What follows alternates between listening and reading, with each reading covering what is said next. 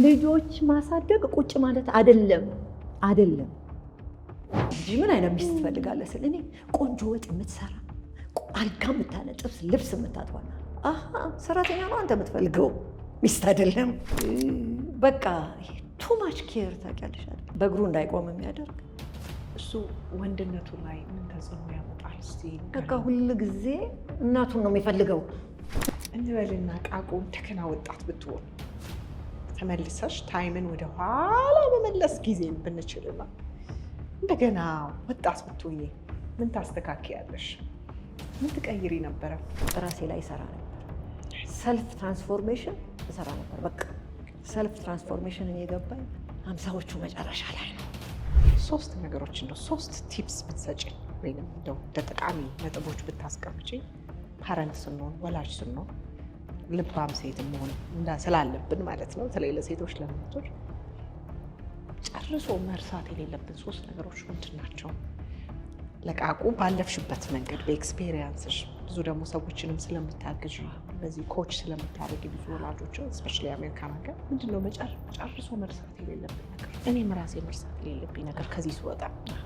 የዛሬ እንግዳዬ ዘለቃ በቀለ ቃቁ በአሜሪካን ሜሪላንድ የጋብቻና ቤተሰብ አማካሪ፣ ማን ያገኛታል፣ የልባምነት ሚስጥር፣ ትዳር ሲቃኝና የቤተሰብ አምልኮ መጽሐፍቶችን ጸሐፊ ናት።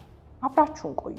ኢንቨስትመንት እያሰቡ ከሆነ ያውን በመሃል ከተማ ጊፍት ሪል ስቴት ታሪካዊ በሆነው ለገሃር በቀድሞ ምድር ባቡር ጣቢያ ፊት ለፊት በሚገኘው ሳይታችን ላይ እጅግ ግዙፍና ዘመናዊ መንደር እየገነባ ይገኛል። ይህ መንደር አፓርትመንት እና የንግድ ሱቆችን ያካተተ ሲሆን በውስጡም ሰፊ አረንጓዴ ስፍራ፣ የልጆች መጫወቻ፣ የመዋኛ ገንዳ እንዲሁም ትምህርት ቤትና የጤና ተቋማትን የያዘ ከመሆኑም በላይ ውብና የከተማውን ማስተር ፕላን መሰረት አድርጎ በመገንባት ላይ የሚገኝ ነው። በተጨማሪም በ22 ማዞሪያ በሲኤምሲ በተክለ ሃይማኖትና በቦሌ አትላስ በሚገኙ ሳይቶቻችን ላይ እስከ 25% በሚደርስ የዋጋ ቅናሽ አድርገን ባዘጋጀ ነው። ከመስከረም 29 እስከ ጥቅምት 8 በሚቆይ የሽያጭ ኤክስፖአችን ላይ እንዲሳተፉና የዚህ ኢንቨስትመንት እድል ተጠቃሚ እንዲሆኑ ጋብዘኖታል። በበለጠ መረጃ በ0981 71 0900 ወይም በ0981 71 1400 ይደውሉልን። ጊፍት ሪል ስቴት ማህበረሰብን እንገነባለን። ስሜ ዘለቃ በቀለ ይባላል። በተለምዶ ቃቁት ነው የምባለው። ዛሬ ከትዕግስት ዋልታ ንጉስ ጋራ በጣም የሚገርም ቆይታ ነበረን። በጣም ደስ ብሎኛል።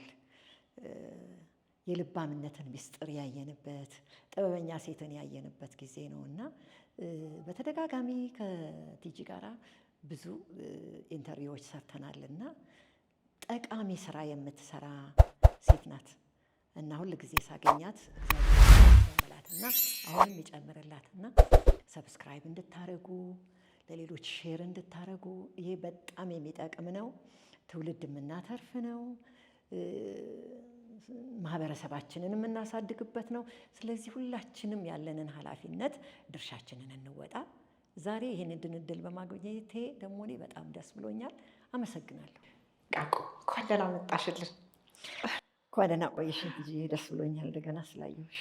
እኔም በጣም ደስ ብሎኛል ድጋሚ ስላገኘሽ። ደጋግሜ ሳገኝሽ ያው ታውቂያለሽ ሁሌ አዲስ ነገር ነው የምናወራው። ደስ ይለኛል የምታነሻቸው ነገሮች ያለፍሽባቸው ስለሆኑ ደግሞ ለእኛ ደግሞ ገና ያላደጉ ልጆች ደግሞ ላሉን ሰዎች ደግሞ ትልቅ ትምህርትና ትልቅ ጉልበት ነው። ቃቁዬ እንግዲህ አንቺ እያልኩ ነው የምቀጥለው፣ ምክንያቱም በጣም ስለምቀርብሽና እንደ እናትም ስለማይሽ ለብዙዎቻችንም እንደዛ ነው የምትመክሪኝ ምክርና የምታረጊው አስተዋጽኦ እና አንቺ እያልኩ እንደ በፊቱ ከስቱዲዮ ውጭ እንዳለው ትልቀጥል አይደለ? አዎ በጣም ቆየን እኮ አብረን ቆየን። ስንት ዓመት ማክበሬን እኮ ላሳውቀው ነው ለተመልካቾች ደግሞ ቅር እንዳይላቸው። አንቺ ከሚለው ማለት አንቱ ይባል ደስ ይላል ክብር ስለሆነ በባህላችን፣ ግን አንቺ ብዬ ልጠራሽ እንግዲህ እየጠራሁሽ እንጫወታለን። ብዙ ነገሮች ብዙ ጥያቄዎች አሉ። ዛሬ ደግሞ ብዙ ሀሳቦች። አንቺ ደግሞ ያው የፍቅር ምልክት። አዎ በጣም የቅርበት ምልክት ነው ቃቁዬ። ዛሬ ቃቁን ህይወት ልናየው ነው ማለት ነው፣ የሚስትነትሽን ጉዞ ከኮሎኔል ጋር ደግሞ ምክንያቱም ባለቤትሽ ያው እሳቸው ደግሞ ማሰብ እችላለሁ ያላቸው ማዕረግ ያላቸው ክብር ኮሎኔል ልክ አይደለሁኝ? ልክ ነው።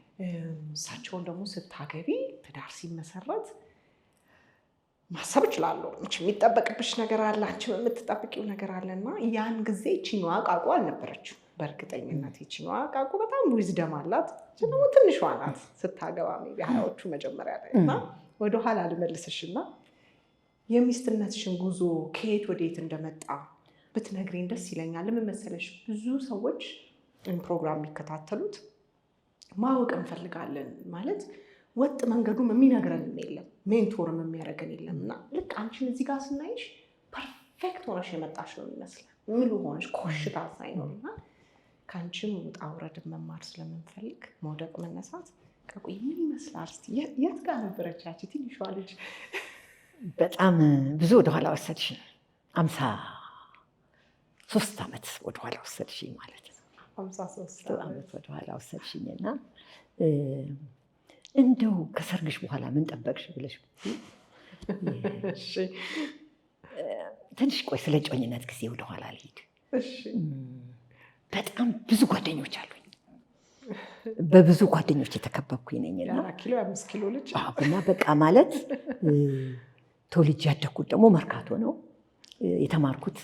አሁን አዲስ ከተማ ነው የሚባለው። ከዛ ኮሜርሻል ስኩል ነው የመጣሁት፣ ሰንጋተራ ማለት ነው። እና ሰንጋተራ እየተማርኩኝ ነው ከባለቤቴ ጋር የተገናኘ ነው፣ እጮኛሞች የነበር ነው። እሱ ደግሞ አስመራ ነበረ በስራ ምክንያት ማለት ነው። ያው የኢትዮጵያ አየር ኃይል ነው፣ አስመራ ነው ያለው። እና በቃ ቀለበት አድርገናል፣ ቤተሰብ ጋራ በጣም ብሌንድ አድርገናል። እሱ እዛ ነው ሲመቸው በ3 ወርም በ4 ወርም በ6 ወርም ይመጣል። እና እኔ ግን ጓደኛ ነኝ፣ ጓደኞች አሉኝ፣ እንወጣለን እንገባለን። እና እናቴ አንድ ቀን አየችኝ፣ መጽሐፌ ላይ አንስቸዋለሁኝ፣ ማን ያገኛታል የሚለው መጽሐፍ ላይ አንስቸዋለሁኝ። እና አየችኝ ማለት ነው። አንቺ ልጅ አለችኝ። ኧረ ተይ አለች። ምን ነው አልኳት። እጮኛ እኮ አለሽ አለችኝ። እና እጮኛ አለሽ? እጮኛሽ ሩቅ ሀገር ነው ያለው፣ አንቺ እኮ እንደፈለግሽ ነው የምትኖሪው አለችኝ። ታዲያ ምን አረኩኛል? እንደ ድሮ ነው የምትጫወችው፣ እንደ ድሮ ነው ጓደኞች፣ እንደ ድሮ ነው የምትገቢው፣ እንደ ድሮ ነው የምትወጪው። እና እጮኛ ያለው ሰው ይለወጣል አለች። አካሄዱ ይለወጣል፣ ተመልካችም አለሽ እኮ አለች። እጅሽ ላይ ቀለበት አድርገሽ ግን አንቺ እንደፈለግሽ ነው የምትሆኚው አለች። እና እሳኩባትና አስረጀኝ አልኳት። ቆይ ባንቺና ቀለበት ባላረጉት ልጆች መካከል እጮኛ በሌላቸው መካከል ምንድን ነው ልዩነቱ አለች። ድሮ እንደምትሆኑ ትጫወቻለሽ፣ ትገቢያለሽ፣ ትወጫለሽ፣ ከእነሱ ጋር ታመሻለሽ አለች ማለት አሃ አልኳት። ስለዚህ ትንሽ እጮኝነት ምን ላድርግ አልኳት። በጊዜ ግቢ፣ ጓደኛ ቀንሽ በቃ አለች ማለት ነው። ጓደኛም ይቀነሳል እንዴ ልተዋቸው አልኳት። እንዴ የልወሰዳቸው እንዴ ልተዋቸው እና ሳቀችና ያንቺ አካል ናቸው አንደኛ በቃ እንዴ በቃ ጓደኞቼ ናቸው። ይሄ ከተጋባንም በኋላ ይሄ ላይፍ ቀጠለ ማለት ነው። ደስታ ነው፣ ጨዋታ ነው። እና በቃ ትዳር ብለሽ ስትይ ደስታ የሚታይሽ ቅዳሜና እሑድ ከሰኞ እስከ ዓርብ ስራ ነው። ቅዳሜና እሑድ ደስታ ፈንጠዚያ ነው። ይሄ ነው። እና ሪል ላይፍ ስገባ ግን እንደሱ አልነበረ። እና በጣም የሚገርመው እንግዲህ ስንተዋወቅ 2 ዓመት በኋላ ቀለበት አድርገን 2 ዓመት ነው የቆየው። ከተጋባን በኋላ 3 ዓመት 5 ዓመት ሙሉ አንድ ቀን በስተት ይቅርታ ጠይቄ አላውቅም። እንጣላለን፣ ሁልጊዜ ይቅርታ የሚጠይቀኝ እሱ ነው። እና ሁል ቀን ነው በቃ የምንጣለው። እና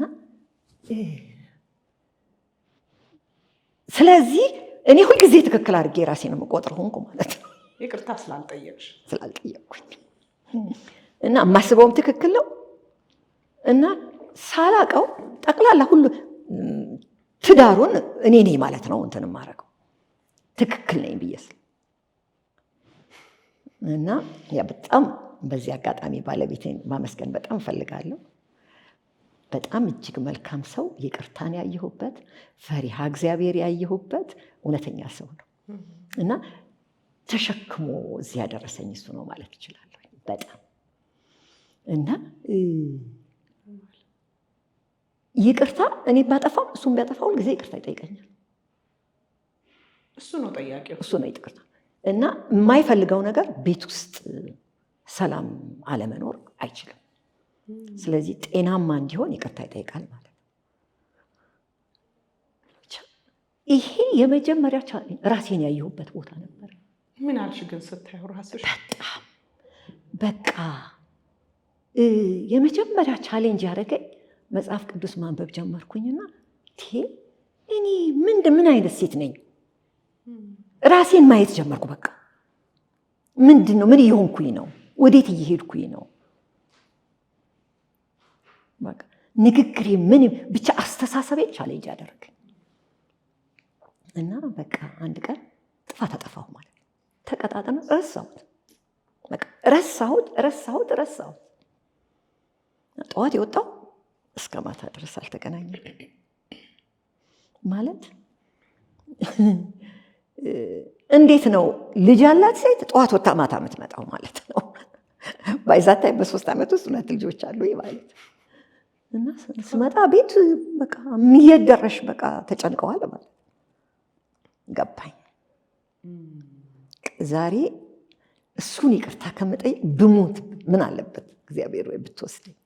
ላለመጠየቅ ምንድን ነበረ? ሽንፈት ነው የሚመስልሽ? አለመጠየቅ ምንድን ነበረ? ሪል አሁን ሳየው አለማወቅ።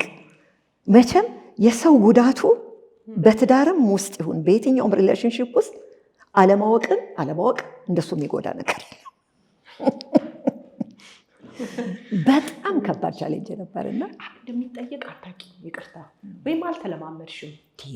እኔ እኮ ቤት ውስጥ ሳድግ የመጨረሻ ኢኖሰንት እንደው በቃ የዋህ ሞኟ ቅኗ ነው የምባለው እና ለእናቴ አንድ ቀን አጫወትኳት።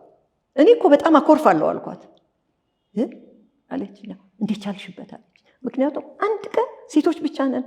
እኔ አኩርፊ ትታ ይቻላል ሌላ የምታኮርፍ እህት አለችኝና እሷን ዛሬ ለእኔ ነገ ለባልሽ የምትባለው እሷ ናት። እኔ እንደዛ ነው ለካ እውነተኛ ፐርሶናሊቲሽ የሚታወቀው ትዳር ውስጥ ስትገቢ፣ ማንነትሽ የሚታወቀው ትዳር ውስጥ ስትገቢ። ብዙ የተደበቀ ፔን ይወጣል ነው እኛም ስራችን ላይ የምንለው። የተደበቁ በሙሉ ሰርፌስ ላይ ከላይ ነው የሚሆነው።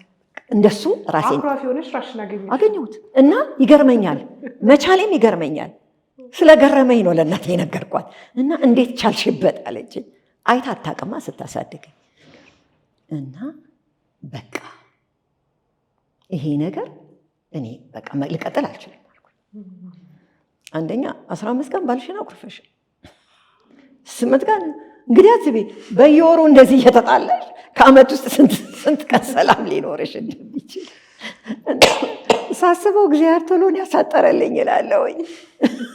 3 ዓመት አንቺ 3 ዓመት ወሰደሽ ገብቶሽ ራሱ ተስተካኪ። በጣም እድለኛ ነሽ። በጣም እኔ መቼም እግዚአብሔርን በጣም አመሰግናለሁ። ይሄ እግዚአብሔር ካላሳጠረው ሰው የሚያሳጥረው ነገር አይደለም። በጣም ይሄ የባህሪ የተከደነ ነው። ማንም ሰው ራሱን አያውቀው። ላይፍ ሪያሊቲ ውስጥ ስትገቢ ግን ማንነትሽን ታውቂዋለሽ። ስለዚህ የመጀመሪያ ቻሌንጅ እሱ ነበርና እኔ የጠበቅኩት ያ ቅዳሜና እሑድ ደስታ ምናምን ምን ሆነ? የቅዳሜና የእሑዱ ደስታ በቃ ዓርብ እንጣላለን። ስለዚህ ቅዳሜና እሑድ እንደዚህ ያልፋል ማለት ነው። አኮርፋለሁ። እንወጣም፣ ቤት እንቀመጥ። በቃ እሱ መድኃኒት ቤት ሲቀመጥ እኔ ሳሎን ቤት ሄዳለሁ። ስለዚህ ነው ባሌን በጣም የማመሰግነው። አንዳንድ ጊዜ ግን እንዴት ቻልከኝ ብያውቀው እንዴት ቻልከኝ እንደውን የእውነቱን ንገረኝ ብያውቃለሁ። እንደው ስትጸልይስ ምን ብለህ ታውቃለህ? እውነቱን ንገረኝ ብዬዋለሁ። እውነቱን ልንገርሽ አለ። ፈቃድ ካልሆነ ቀስ አድርገህ ይህችን ሴት አውጣልኝ ብዬዋለሁ። ያልሰማህ እግዚአብሔር አልኩት። እና በጣም ትልቅ ቻሌንጅ ነበር። ማንነቴ ባህሪ በጣም ትልቅ ቻሌንጅ ነበር። በጣም ትልቅ ቻሌንጅ። በጣም ነው የምናመሰግንሽ እንደዚህ ግልጽ አድርገሽ ደግሞ ስለምትነግሪን። ብዙ እንደዚህ አይወራም። ገበና ማለት ገበና እንኳን አይባልም፣ ግን እንትናችንን ድክመታችንን አናወራም፣ እንደዚህ አናስተምረው። እውነት ነው። ግን ለወጣት ትውልድ ደግሞ ትልቅ አስተማሪ የነገርሽን ያለሽው ነገር በጣም አስተማሪ ነው። መኝታ ቤት ሲገባ ሳሎን ሲገባ መኝታ ቤት ማሰብ ይችላለሁ። እንደኔ አኩራፊ እህቶች አይጠፉም፣ ሴቶች አይጠፉም። ቤት ያጨልማል፣ ኩርፊያ ጭልም ነው የሚያደርገው ቤቱን። በተለይ ልጆች ትንሽ ከፍ እያሉ ሲመጡ ያንቺን ፊት ነው የሚያዩት። አንቺም ጋር ስትሄጂ እዛም ጋር የሆነ ነገር ስጠይቅ አባትህን ጠይቅ ትይዋለሽ፣ እሱ ጋር ስትሄድ እናትህን ጠይቅ። እና የልጆች ያላቸው ዓለም የእኛ ቤት ነው። ያችን ዓለማቸውን እናጨለምባቸዋለች። ከዚህ ነው ወደ መሻሻል የመጣሽ እችኛዋን ቃቁ ያገኘናት። ከዛ በጣም የጠቀመኝ ነገር ማንበብ ጀመርኩ። እግዚአብሔር በቃ አይኖቼን ከፈተ ብዬ የማስበው ነገር ማንበብ ማለት። በጣም ብዙ ሰዎች እንዲረዱን ጠይቀናል ማለት አስተምሩን ብለን እናውቃለን፣ ግን እርዳታ እንደማናገኝ ገባል። ዛሬ 53 ዓመት ምን አይነት እርዳታ ሊኖር ይችላል? አስቢ። እናንተ እኮ በጣም የታደለ ትውልድ ነው እኮ ብዙ ሪሶርስ ያለበት።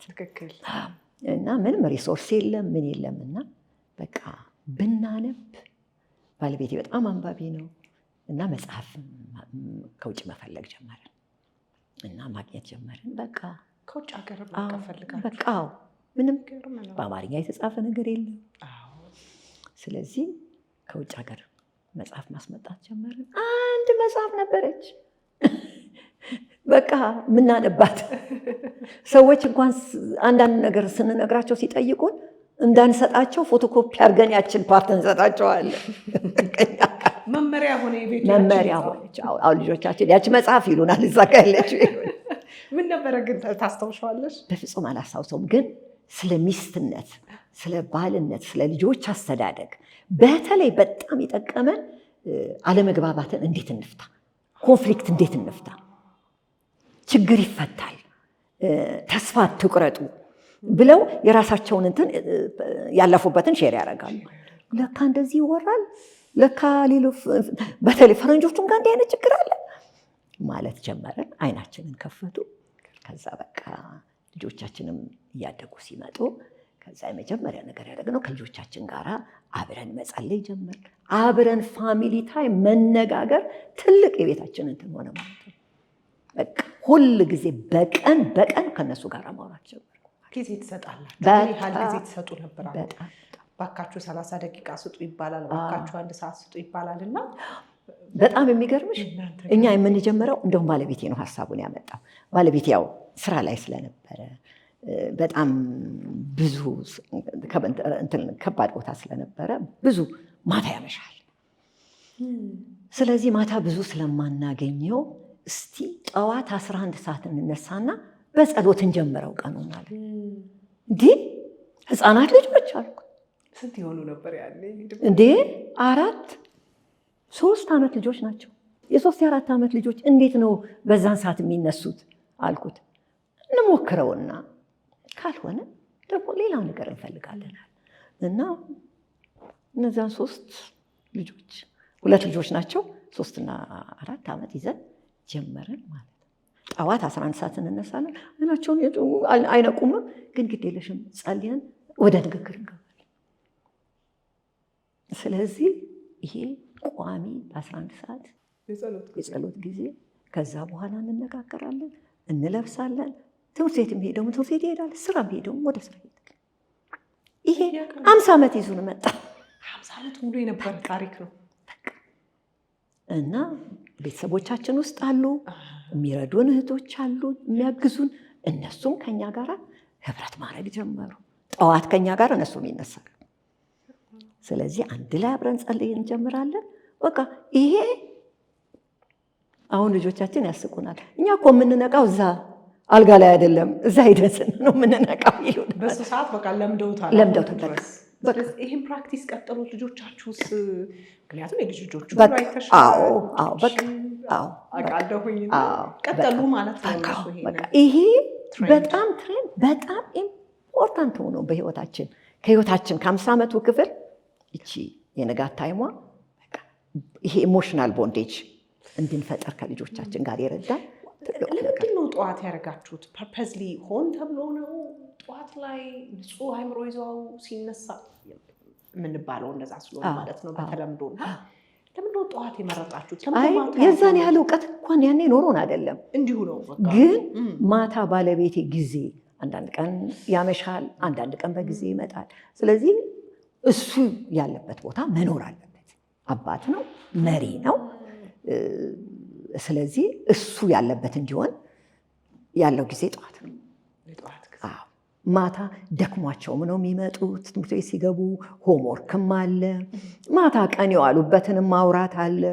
ስለዚህ በጣም ጥሩ ታይም ሆኖ ያገኘ ነው ለልጆቻችን ጋር ለመገናኘት የጠዋት ይመስላል። አሁን ሳስበው እኔ በጣም ተሟግቸዋለሁ ባለቤቴ። እንዴት 11 ሰዓት 12 እንኳን እናርገው ብዬው አውቃለሁኝ። ግድ የለሽም እንሞክረውና ፌል ካረገ ወደ 12 እናመጣለን አለኝ። ግን አልሰራለን። አላስቸገራችሁም? ልጆቹ ሲነሱ ማልቀሱ ጥቂት አንድ ሳምንት ማልቀሱ ምናምን? አላለቀሱም፣ ግን ስሊፕ ይሆን እንቅልፍ ይይዛቸዋል። ኢትስ ኦኬ አለ። እንቅልፍም ከያዛቸው ይተኙ፣ ግን ሲነቁ እንትን እናደርጋለን አለ እና አንድ ሳምንት ምናልባት የተቸገር ነው። ከዛ በኋላ ራሳቸው እኮ ይላሉ። ስለዚህ ዋናው ጥቅም የነበረን ምንድን በጊዜ ነው የሚተኙት። በጊዜ ካስተኛሽ ጠዋት ለመነሳት ቀላል። እኛም ደግሞ ጊዜ ይኖረናል። እነሱ ከተኙ በኋላ ብቻችን ለመሆን ጊዜ ይኖረናል። ለነገሩ አሁን የእናንተ ጊዜ 11 ሰዓት ሲባል ያስደንቃል እንጂ እኮ አሁን ልጆቹ ትምህርት ቤት አዎ 11 ሰዓት ነው የሚነሱት በብዛት አያለሁኝና ኢቭን ወጥተው ታክሲ ሁሉ ሲሰለፉ ታያለሽ። 12 ሰዓት ላይ ብርድም ሊኖር ይችላል፣ ዝናብም ሊሆን ይችላል እና ብዙ ነገር ተቀይሯል። ልጅ ፈልጌ ነው። እውነት ነው። አዎ አሁን 11 ሰዓት ኖርም ሆኗል። በጣም ብዙ ሰው የሚነሳበት ሰዓት እውነት ነው። በጣም ቆንጆ ነው። ግን ከዚህ ከመውጣታችን በፊት ወደሚቀጥለው ጥያቄ ከመሄዴ በፊት ምንድን ነበረ ዲስከስ የምታረጉት ነገር? ማለት አጀንዳ አለው? የሆነ ቶፒክ ተሰጥቶት ነው? ጸሎቱ? አዎ ጸሎት ነው። የቤተሰብ ጸሎት አለ። መጽሐፍ ቅዱሳችን እናነባለን። ከዛ በኋላ ለምሳሌ ስለ ይቅርታ ልንነጋገር እንችላለን። ይቅርታ መጠያየቅ፣ የተቀያየምንበት ነገር ሊኖር ይችላል። እኔ ያው ከልጆቼ ጋር እጣላለሁ፣ እጨቃጨቃለሁ። ስለዚህ እሱን እንነጋገራለን። ትላንት ምን አጣላን፣ ነገ እንዴት እናርገው ይሄ ነገር እንዳይደገም። ምክንያቱም ትላንት በቁጣ በምናምን የተገናኘ ነው። ዛሬ ግን በተረጋጋ መንፈስ መነጋገር እንችላለን። ደግሞ ሁልጊዜ ከጸሎት በኋላ ስትነጋገሪ ሰው ሁሉ መንፈሱ ረጋ ብሎ ነው እና እሱን እንነጋገራለን። ብዙ ባህሪ ላይ ነው ከዛ በኋላ የምንነጋገረው። አንዳንዱ ልጅ እልኸኛ ይሆናል፣ አንዳንዱ ልጅ ነጭናጫ ይሆናል። እችን ነጭነጫዋ እንዴት እናርጋት? ይቻላል ወይ? ልጆቹ ባሉበት ታወራላችሁ። እንዴት ይሻላል? እንዴት እናርግ? እከሌ ላይ ምን እናያለን? እነሱም አይተው ነው። እኔ ትቆጫለሽ ይሉኛል። ማለት በቃ ለሴቷ ታዳያለሽ ይሉኛል። ስለዚህ አስተካክላለሁ እላለሁ። ባልቀበለውም ግን ሀሳባቸው እንደ ሀሳብ ይደመጣል። ምንም ጃጅ አይደረጉም። በጣም አሁን ወንዶቹ 3 ናቸው እና በተለይ የእሷ ታላቅና መሀል ያለው ሁልጊዜ ይከሱኛል። ለእሷ ታዳያለሽ ይሉኛል። እንግዲህ ምናልባት አንድ ሴት ስለሆነች ይሆናል በእነሱ አይን ቦታ ሆኜና እሺ አስተካክላለሁ እላለሁ። እና ድካማችን ይነግሮናል። ያው ስለዚህ አሁን ወደዚህ ይሄ ብዙን ነገር ቀየረው። ከአኩራፊነት ወደ መነጋገር፣ ወደ ግልጽ ዲስከሽን፣ የቤተሰብ ጊዜ፣ የቤተሰብ ጸሎት እያለ እስከ 50 ዓመት መጣ ማለት ነው። ይሄ ነው ጌም ቼንጀሩ ወይንም ብዙ ነገሩን ይሄ ማርሽ ቀያሽ የሚባለው ነገር ይሄ ነው ማለት ነው። ሳስበው ወደ ራሴ መለሰኝ። ወደ ቤቴ መለሰኝ። በዛ ውስጥ ልጆች ባሳድግ ኖሮ ውጭ ያለች ሴት፣ ውጭ የምትዘል ሴት ነበርኩኝ። ሳልገናኝ ከልጆቼ ጋር ልጆች አድገው ይወጣሉ ማለት ነው። እኔ ውጭ እንዳለው ወልደሽ ሁሉ ትወጪ ነበር። በቃ ጠባቂ አለኝ ምን አለኝ፣ እኔ ደጅ እንደሱ ነበር። በጣም ቅድም ከመግባታችን በፊት እያልሽን ነበረ፣ እንዲያውም እናነሳዋለን። ሁሉ ነገር ሲዝን አለው ያልሻትን ነገር አሁን ነው የተመለሰችልኝ እና ግን ለተመልካቾች ስለምጠይቃት ታገኙታላችሁ የሲዝኗን ሚስጥር። ሁሉም ነገር ወቅት አለው ብለሻል እና ቆንጆ ነው። በጣም ደስ የሚል አስተማሪ ሂደት ነው። አሁን ደግሞ ወደኛ ዘመን ልጆች ልምጣ። ወደ እኔ ትውልድ ከኔ በታች ወዳሉት ደግሞ አዲስ እየመጡ ያሉ ወጣት ልጆች ደግሞ ትውልድ ልምጣና አሁን እንግዲህ ቃቁዬ 21ኛው ክፍለ ዘመን ላይ ነው። በጣም ሴት ልጅ ወጥታ የምትሰራበት፣ የምትተጋበት፣ የምትነሳበት፣ የምትወድቅበት ናትና አንዳንዴ እንዲሁም ፌሚኒን ሳይዷ ይሄ ሴትነት ሴታዊትነት ነው የሚባለው ራሱ እስከሚጠፋ ድረስ አንዳንድ ጊዜ ራሳችን ራሱ ቼክ እናደርጋለን። ምክንያቱም ወጥተን ገብተን እንወጣለን፣ እንሰራለን፣ ገንዘብ እናመጣለን፣ አለመስራት አንችልም ከኢኮኖሚውም ከምኑም አንጻር ማለት ነው። እና አንቺ ደግሞ ቆንጆ መጽሐፍ ጽፈሻል፣ ልባም ሴት። ምርቃቶች ጊዜ ተገኝቼ ነበረ። ትንሽ ጥቂት ጊዜ ቢሆንም አይቼሻለሁ እና ንግግርም ስታደርጊ እየሰማሁሽ ነበር። ልባም ሴት፣ እችኛዋ ሴት ልባም እንድትሆን ነው የዚህኛው ትውልድ ሴት እና የትኛዋ ናት ልባም ሴት? በ21ኛው ክፍለ ዘመን መነጽር እንመልከታትና ይቺ የምትወጣው የምትደክመው ሴት ልባም ሴት መሆን ትችላለች? እስቲ ለቃቁ ልባም ሴት የቷ ናት? መጽሐፉ ምንድን ርዕሱ? ማን ያገኛታል? የልባምነት ሚስጥር ይላል እና ልባም ሴት ተፈልጋ የምትገኝ ነች። ልባምነት ቅድም እንዳልኩሽ ጥበበኛነት ነው። ጥበበኝነት ደግሞ የጥበብ መጀመሪያው እግዚአብሔርን መፍራት ነው። ከዛ በኋላ ፓኬጅ ነው። ጥበበኛ ሴት ወደ ራሷ የተመለሰች ሴት ማለት ነው። እንደው መጀመሪያ ጥበብ ራሱ ምንድን ነው? በደንብ ግልጽ ይሆናል። ጥበብ ማለት ነገሮችን የምታይበት አመለካከትሽ ማለት ነው። አንድ ነገር ተመሳሳይ ነገር እኔና አንቺ ልናይ እንችላለን። አንቺ ያንን ነገር ሃንድል የምታደርጊበትና እኔ ሃንድል የምናደርግበት መንገድ የተለያየ ነው። ስለዚህ እሱ ጥበብ ነው። አንቺ በጥበብ ሃንድል ልታደርጊ ትችላለሽ። እኔ ደግሞ በመሰለኝና በደሳለኝ እንደ ቀድሞዋ ሴት ላደርግ እችላለሁ። ልባሟ ሴት ግን አስተውላ መንገዷን አይታ በጥበብ ሃንድል ታደርገዋለች ማለት ነው። ስለዚህ አሁን በዚህ ዘመን ያለው ቻሌንጅ ምንድን ነው? ሴት ጥበበኛ ሆና እንዳትመላለስ የሚያደርጋት አንዱ ቻሌንጅ በቂ ጊዜ የለም።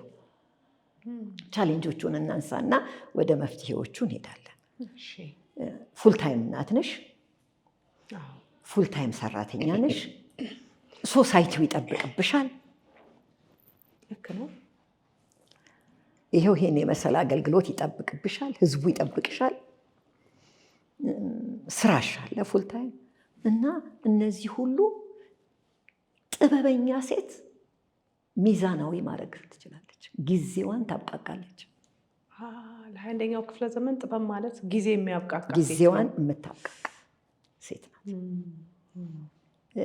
ምንድን ነው ጊዜ ማብቃቃት? ጊዜ ማብቃቃት ማለት መጀመሪያ ፕራዮሪቲያችንን ማወቅ። ፕራዮሪቲያችንን ለማወቅ የኔ ሲዝን ምንድን ነው? አሁን የኔና አንቺ ሲዝን እዛና ሩቅ ለሩቅ ነው፣ ተለያይቷል። የአንቺ ሲዝን ልጆች ያሳዘንሽ የምታሳድግ ሲዝኔን እንዲያውም ንገሪኝ። እኔ አሁን ቃቁዬ ይቅርታ አቋረጥኩሽ። ልጆች አሉኝ፣ እሰራለሁ፣ እማራለሁ። በጣም ኦንጎይንግ የምማራቸው ሱፐርቪዥኖች፣ ትሬኒንጎች ምናምን አሉ። እዚህ ላይ ነኝ ያለሁት እና ምን አይነት ሲዝን ላይ ነኝ ያለሁት እኔ አሁን? አንቺ አሁን ያለሽበት ሲዝን ወላጅ እናት ነሽ፣ ልጆች አሳዳጊ ነሽ። እንደው እግዚአብሔር አሳዳጊም ቢሆን ባላደራ ነሽ። እጅሽ ላይ ለተወሰነ ዓመት እንደው በ18 ዓመት ካልኩሌት እናድርገው ኮሌጅ እስኪገቡ ድረስ ዩኒቨርሲቲ እስኪሄዱ ድረስ ከአንቺ ጋር ናቸው። የ18 ዓመት ባላደራለሽ። ስለዚህ የባላደራነት ሲዝንሽ ነው ማለት ነው። ይችን ነገር አደራሽን ትጅዬ አስቀምጭልኝ ከ18 ዓመት በኋላ እመጣለሁ ብልሽ እናቴ በጣም ብዙ አስታውሳለሁ። ያደራ ዕቃ አለ ቤታችን። አቤት ስታንቆራጥጠው እናንተ ልጆች ብላ ያደራ ዕቃ ተጠንቅቀሽ ትጠብቂያለሽ። ልክ እንደዛ ማለት ነው። ሲዝንሽ ተጠንቅቀሽ የምታሳድጊበት ልጆችሽን የምታይበት ጊዜ ነው። ምን ይፈልጋል ፕራዮሪቲሽ? ለ18 ዓመት እንደ ጓደኞችሽ ሁሉ ካማረሽ አይሆንም። አስታውሳለሁ አንዲት ልጅ አንድ ጊዜ ዛሬ 5 ዓመት ነው የተገናኙ። 5 ዓመት ይሆናል። ዛሬ 25 ነው፣ በ2020 ነው ያገኘኋትና የተማረች ልጅ ናት፣ ፕሮፌሽናል ናት። እና በቃ ልጆች አሳድጋለሁ ብላ ቤት ቁጭ አለች። በቃ ተስማምተው ባልና ሚስቱ በቃ አንቺ ቤት ሆኜ እኔ በቃ እኔ ብቻ በቃ የቤቱ ፕሮቫይደር ልሆን አላት ማለት ነው። እና ተስማሙ። ከዛ ልጅቷ ደግሞ ትሩ አውት ዩኒቨርሲቲም ሆና ምንም ሆና ተማሪ ናት። እና ጓደኞቹ ለዚህ ነው እንዴ ተማርሽው ይሏት ጀመር ማለት እንዲህ ቁጭ ለማለት አየሽ፣ ልጆች ማሳደግ ቁጭ ማለት አይደለም። ሲዝን ነው ማለት ነው። ሲዝን ነው። ሁልጊዜ ቤቱ ስንሆን ቁጭ ማለት ነው አይደለም። ፉል ታይም እናት ነኝ። አሁን እንደውም 8 ሰዓት ሰርተሽ ከምትመጪው ስራ ኮምፕሊትሊ የተለየ ነው። እና እኔ በጣም ልጆቻቸውን ቤት ቁጭ ብለው የሚያሳድጉ እናቶች በጣም ያስቀኑኛል። እና እኔ በጣም ነው ኢንካሬጅ ማረጋት ማለት ነው። እኔ ግን ጓደኞቼ እያናጉኝ ነው። ህይወትን ከውስጥ በውስጥሽ ወደ ውጭ እየኖርሽ አይደለም። ሰርከምስታንስስ ዙሪያሽ ያለው ነገር ሊመራሽ ነው። እሱ አደገኛ ነው።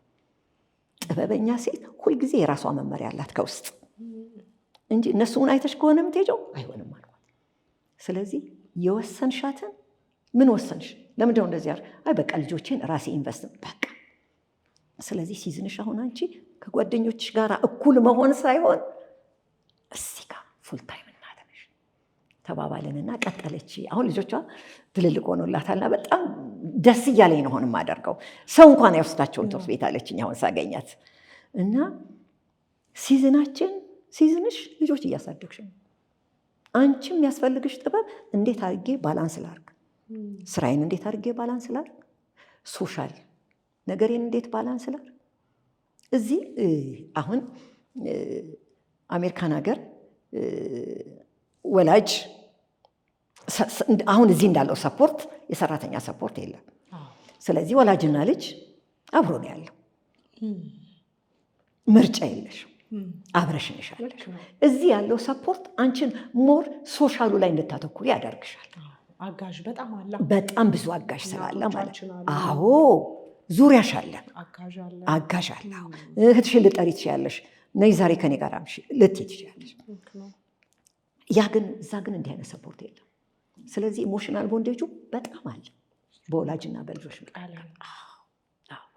እና ፕራዮሪቲሽ ይሄ ሲሆን ቦንዴጅ፣ ኢሞሽናል ቦንዴጅ፣ ስሜታዊ ግንኙነት ከልጆችሽ ጋር ኖሮሽ ታሳድጊያለሽ ማለት ነው። ምንድን ነው ሲዝንሽን አወቅሽ። ልክ 18 ዓመት ሲያልቅ ሲዝንሽ ሌላ ሲዝን ይመጣል። ቀጥሎ ምን ይመጣ ይሆን እስቲ ልወቀው። ከዛ በኋላ 18 ሲሆናቸው ምን ይጠብቀኛል ቃቁ? ከዛ የሚጠብቅሽን እንደው ምን አይነት ሰው ወደ ህይወቷ ይመጣል፣ ምን አይነት ሰው ወደ ህይወቱ ይመጣል፣ እንዴት ይሆን አልቅ። አሁን ደግሞ ታልፊና እንደኔ ስትደርሺ ይሄኛው የልጅ ልጅ እንዴት ይሆን፣ ይሄኛው ይቀጥላል። ላይፍ ዊል ጎ ኦን። ግን አሁን እንዲሁ የሲዝን ኃላፊነት አይደለም፣ የፍቅር ኃላፊነት ነው ያለብኝ። ይሄ የአንቺ ሲዝን ኃላፊነት ነው።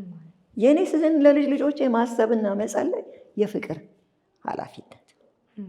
ስለዚህ አንቺ ምርጫ የለሽ።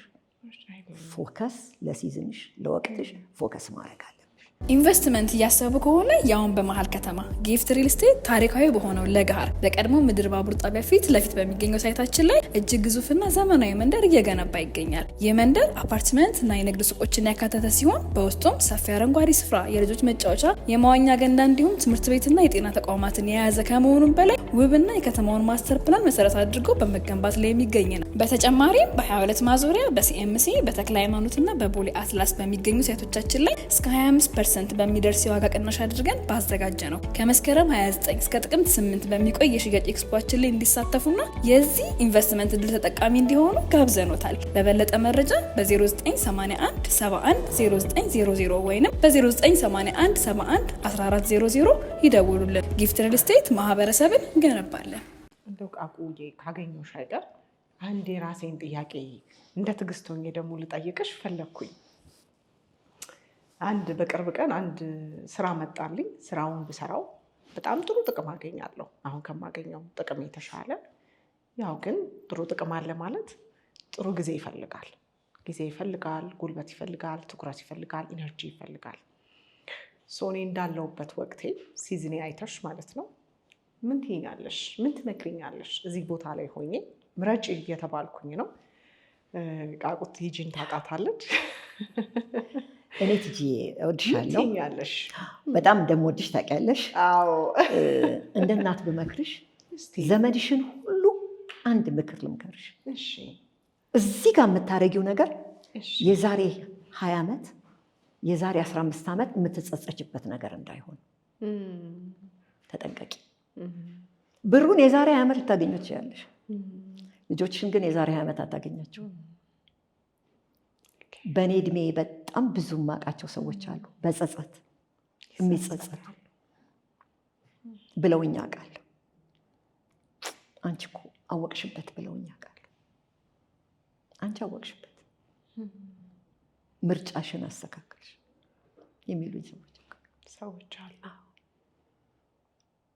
ሪግሬት፣ ጸጸት፣ ምን ነው ያን ጊዜ እንዲህ ባረኩኝ ኖሮ የሚሉኝ በጣም ብዙ ሰዎች አሉ። ብዙ ዛሬ የምታረጊያት ነገር ሁል ጊዜ ውጤቷን ከ15 ዓመት በኋላ ምን ውጤት ታመጣለች?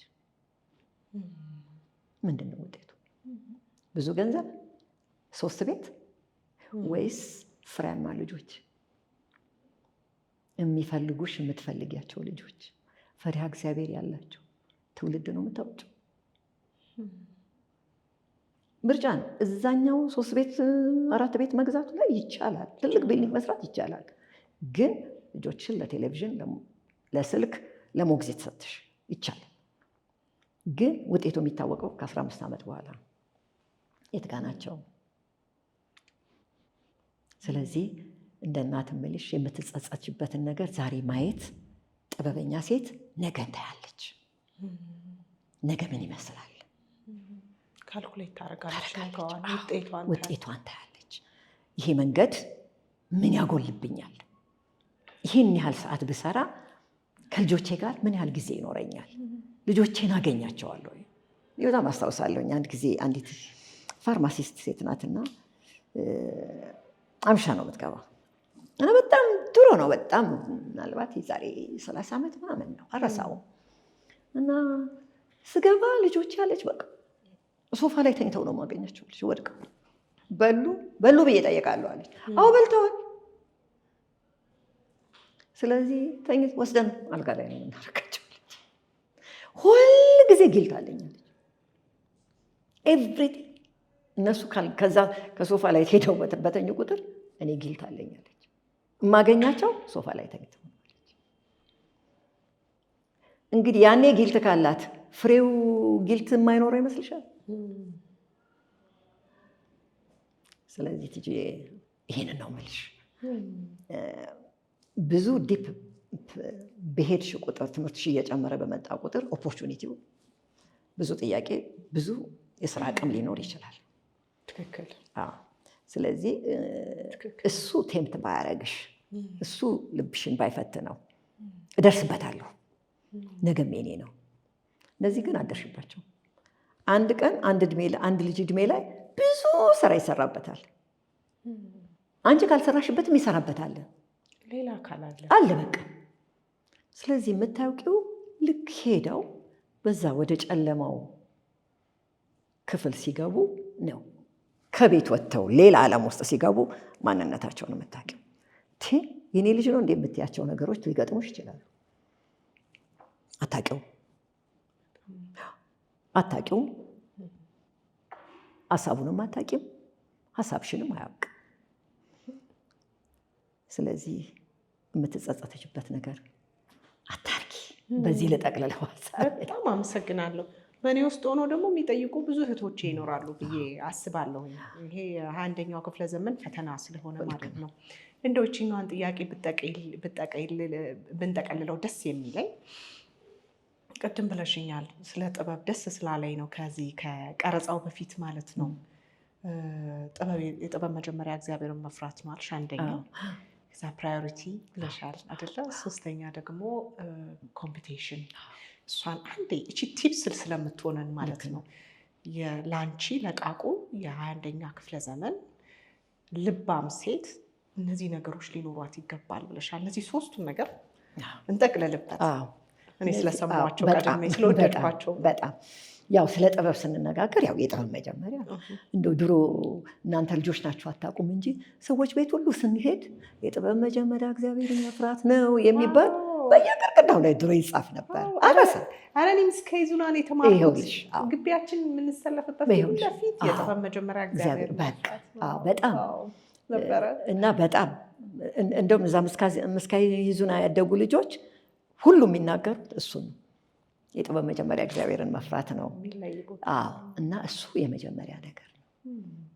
ሁለተኛ ነገር ቅድሚያ ፕራዮሪቲን ማወቅ። በቃ ሌላው የሚያድነን መንገድ እሱ ነው። ለእኔ አንዳንድ ጊዜ ፀጉርሽን ላትሰሪ ትችላለሽ፣ ጊዜ ላይኖርሽ ይችላል። ጓደኞች ዛሬ ተሰብስበው ቡና የሚጠጡበት ቀን አትሄጂም። እዚህ ጋር ሰው ሁሉ ይቀየምሻል። እሱንም ብታነሽልን አሁን የራሱ ችግር ያለኝ ነገር አትደውይም፣ አትጠይቂም፣ ሰው አትፈልጊም ከሚባሉ ሰዎች አንዷ እኔ ነኝ። እሱ ራሱ ሌላ እኮ ፈተና ነው። ምክንያቱም ስራ ከስራሽ ልጆችሽ፣ ቤተሰብሽ ነው አንድ ነው። አንድ ሌላው በጣም ማሰብ ያለብን ነገር ብዙ በይሉኝታ ነው የምንኖረው። ይሉኝታ አትፈልጊም እኮ እየተናደድሽ የምትሄጅበት ቦታ አለ። አይገባቸውም። አሁን ደግሞ እንደዚህ ነው እያልሽ እየተቆጣሽ ነው የምትሄጂው። ሳትፈልጊ የምትሄጅባቸው በጣም ብዙ። ለምን? ስለሚቀየሙሽ። ስለዚህ ሁል ጊዜ ሰዎችን ስሜት አዳምጠን ነው። ፕራዮሪቲ ነው እውነቱን መናገር። አንድ ቅርብ ጊዜ ምናልባት የዛሬ 3 ዓመት ነው፣ አንድ በጣም መወዳት ያጎቴ ልጅ ናትና ልጁ አረፈችባት። እኔ ደግሞ ሌላ ኮሚትመንት አለኝ እዚህ ከትውልድ ጋር ፕሮግራም ነበር እና ደወልኩኝና ጠየኳት፣ ቀብር ልምጣ ወይስ ይሄን ልሆን አልኳት። ቀብር ነው፣ የመጀመሪያ ልጇ ናት፣ ትልቅ ልጅ ናት፣ 30 ዓመት የሆናት ልጅ ናት። አዎ እና ልምጣ ወይስ ጨርሼ ልምጣ አልኳት። ከጨረስኩኝ ቀብር አልደርስም አልኳት እና ኦፕን ጠየኳት። ምን እንዳለችኝ ታውቂያለሽ? ጨርሽና እንደው ሰው ሲሄድ ብቻችንን ጊዜ ይኖረናል፣ ያኔ ከኔ ጋር ብትሆኝ ይጠቅመኛል አለች። ስለዚህ እዚህም ጋር ከትውልድ ጋር የነበረኝ ፕሮግራም ነው ከወጣቶች ጋር። ስለዚህ ያችን ጨርሼ እሷ ጋር ሄድኩኝ። እንደው ይኸውልሽ እንደዚህ አልነበረም፣ ከአንቺ ጋር እንዲህ አይነት ጊዜ ነበር።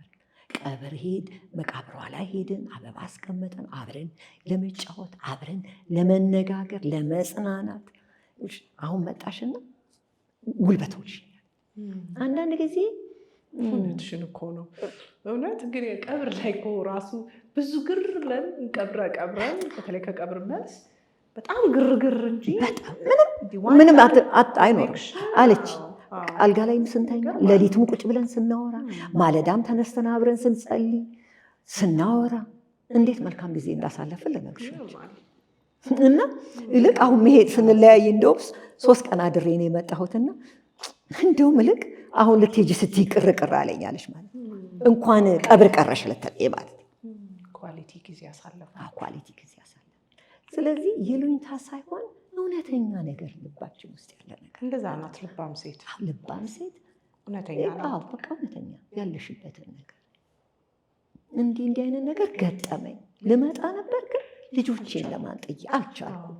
ይቅርታ አድርጎልኝ ይሄን መልመድ አለብን።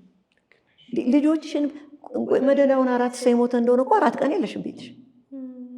በዚህ በመሀል ሰርግ አለ፣ በመሀል ሽምግልና ለአሁን እንደማየው ኧረ ብዙ ነገር ነው ያለው። እሱ ነው ሰው የሚወጠርበት ነገር ብዙ ነው ያለው፣ ብዙ ነው። ስለዚህ ራስን በጣም ሊሚት ማድረግ በጣም ያስፈልጋል። በጣም ነው የምናመሰግነው። ቆንጆ ቴካዌን የራሱ የወሰድኩት እንግዲህ ፈጣሪን መፍራት ብለሻል፣ የምትፈራ ናት እግዚአብሔርን ብለሻል። ሁለተኛም ደግሞ ፕራዮሪቲዋን ታውቅ፣ ኮምፒውተር ማድረግ ተነስቷል። በጣም ነው የምናመሰግነው። ይሄ ለእኛ አንድ ብልጭ ይጨመር ማለት ፕራዮሪቲሽን ስታስጠብቂ በጣም ስትጠብቂ በጣም ብዙ ቻሌንጅ አለ። ይሄው ሶሳይቲ ቻሌንጅ አለ። ባለቤትሽም አንዳንድ ጊዜ እንደውም ሊል ይችላል እና ሌላ ጥበበኛ ሴት በጣም ይቅርታ አድራጊ ነው። ይቅርታ በጣም ወሳኝ። በቃ ይሄ የልብ ይቅርታ። በቃ አልተረዱኝም፣ እኔ ያለሁት እኔ የገባኝ ነገር አልገባቸውም። እኔ አሁን በጣም ብዙ ሰው ማግኘት ያለብኛል ያላገኘሁት። ልቤ እንዴት እንደሚያዝን ልነግርሻለሁ። ግን ምርጫ ግን አይደለም። ልቤ ያዝናል፣ ባገኛችሁ ደስ ይለኛል።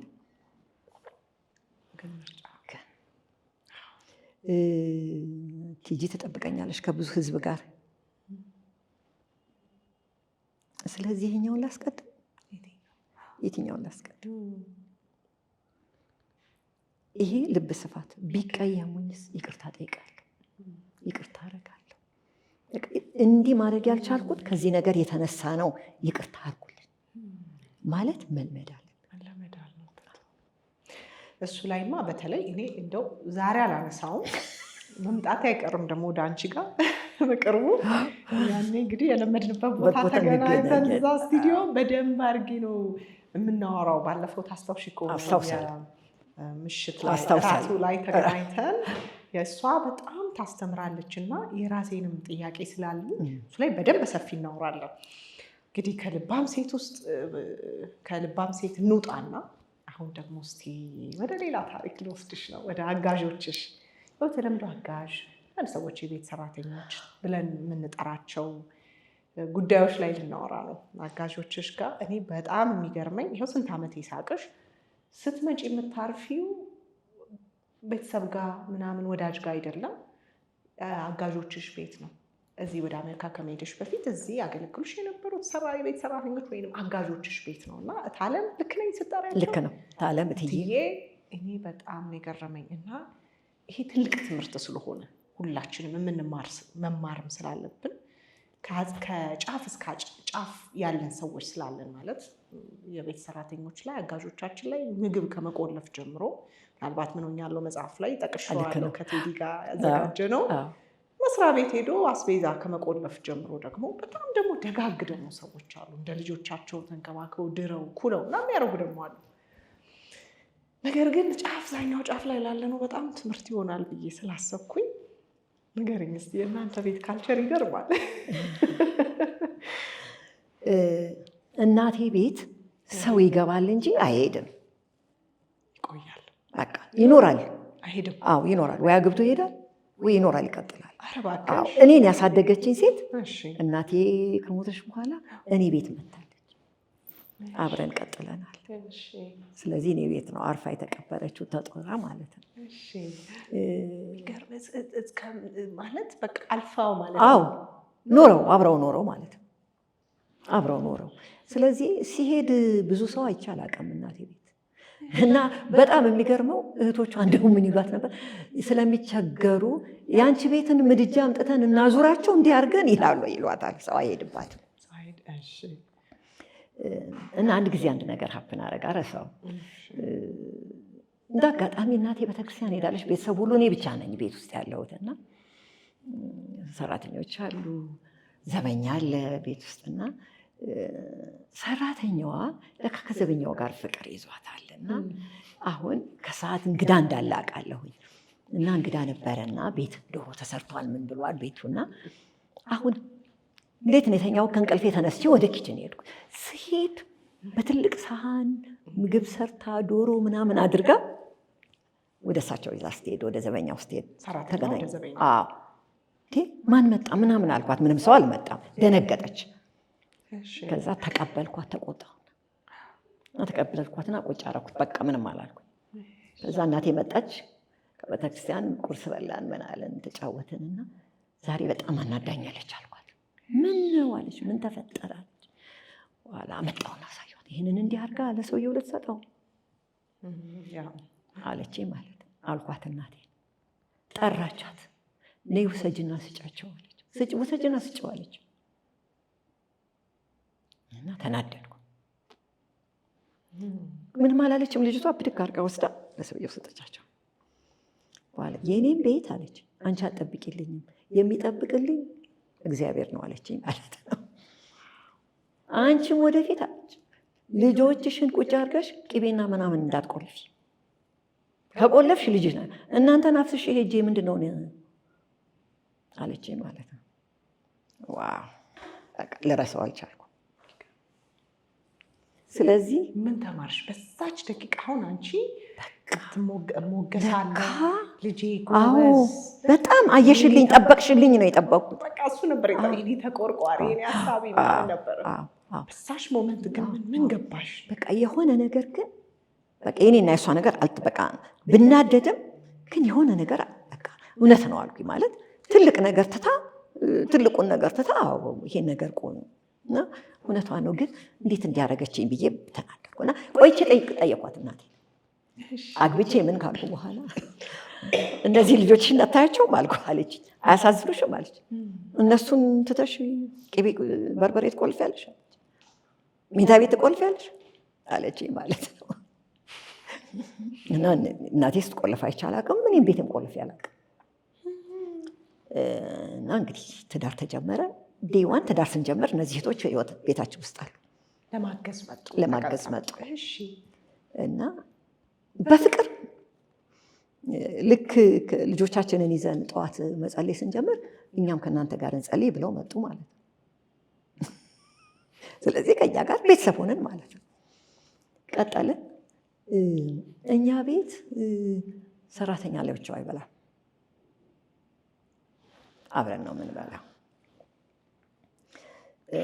ገበታ ሲቀር ምሳ የሚሆን ራት እነሱም አብረው ይቀርባል። አብረን ነው የምንበላው አንሌስ እንግዳ መጥቶ ካልጠበበን በስተቀር ኖርማል እንደዛ ነው።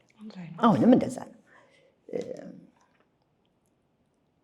እና በሳምንት አንድ ቀን የቤተሰብ ቀን አለ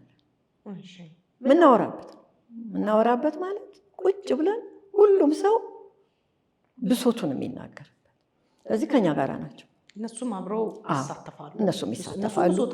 እነሱም ይናገራሉ፣ እነሱም ይወቀሳሉ እንደኛ። ስለዚህ ያ በጣም አቀራረበን፣ በጣም አቀራረበን። ቅሬታ ካለ ቅሬታ እንነጋገር፣ ቁጭ ብለን እንነጋገራለን።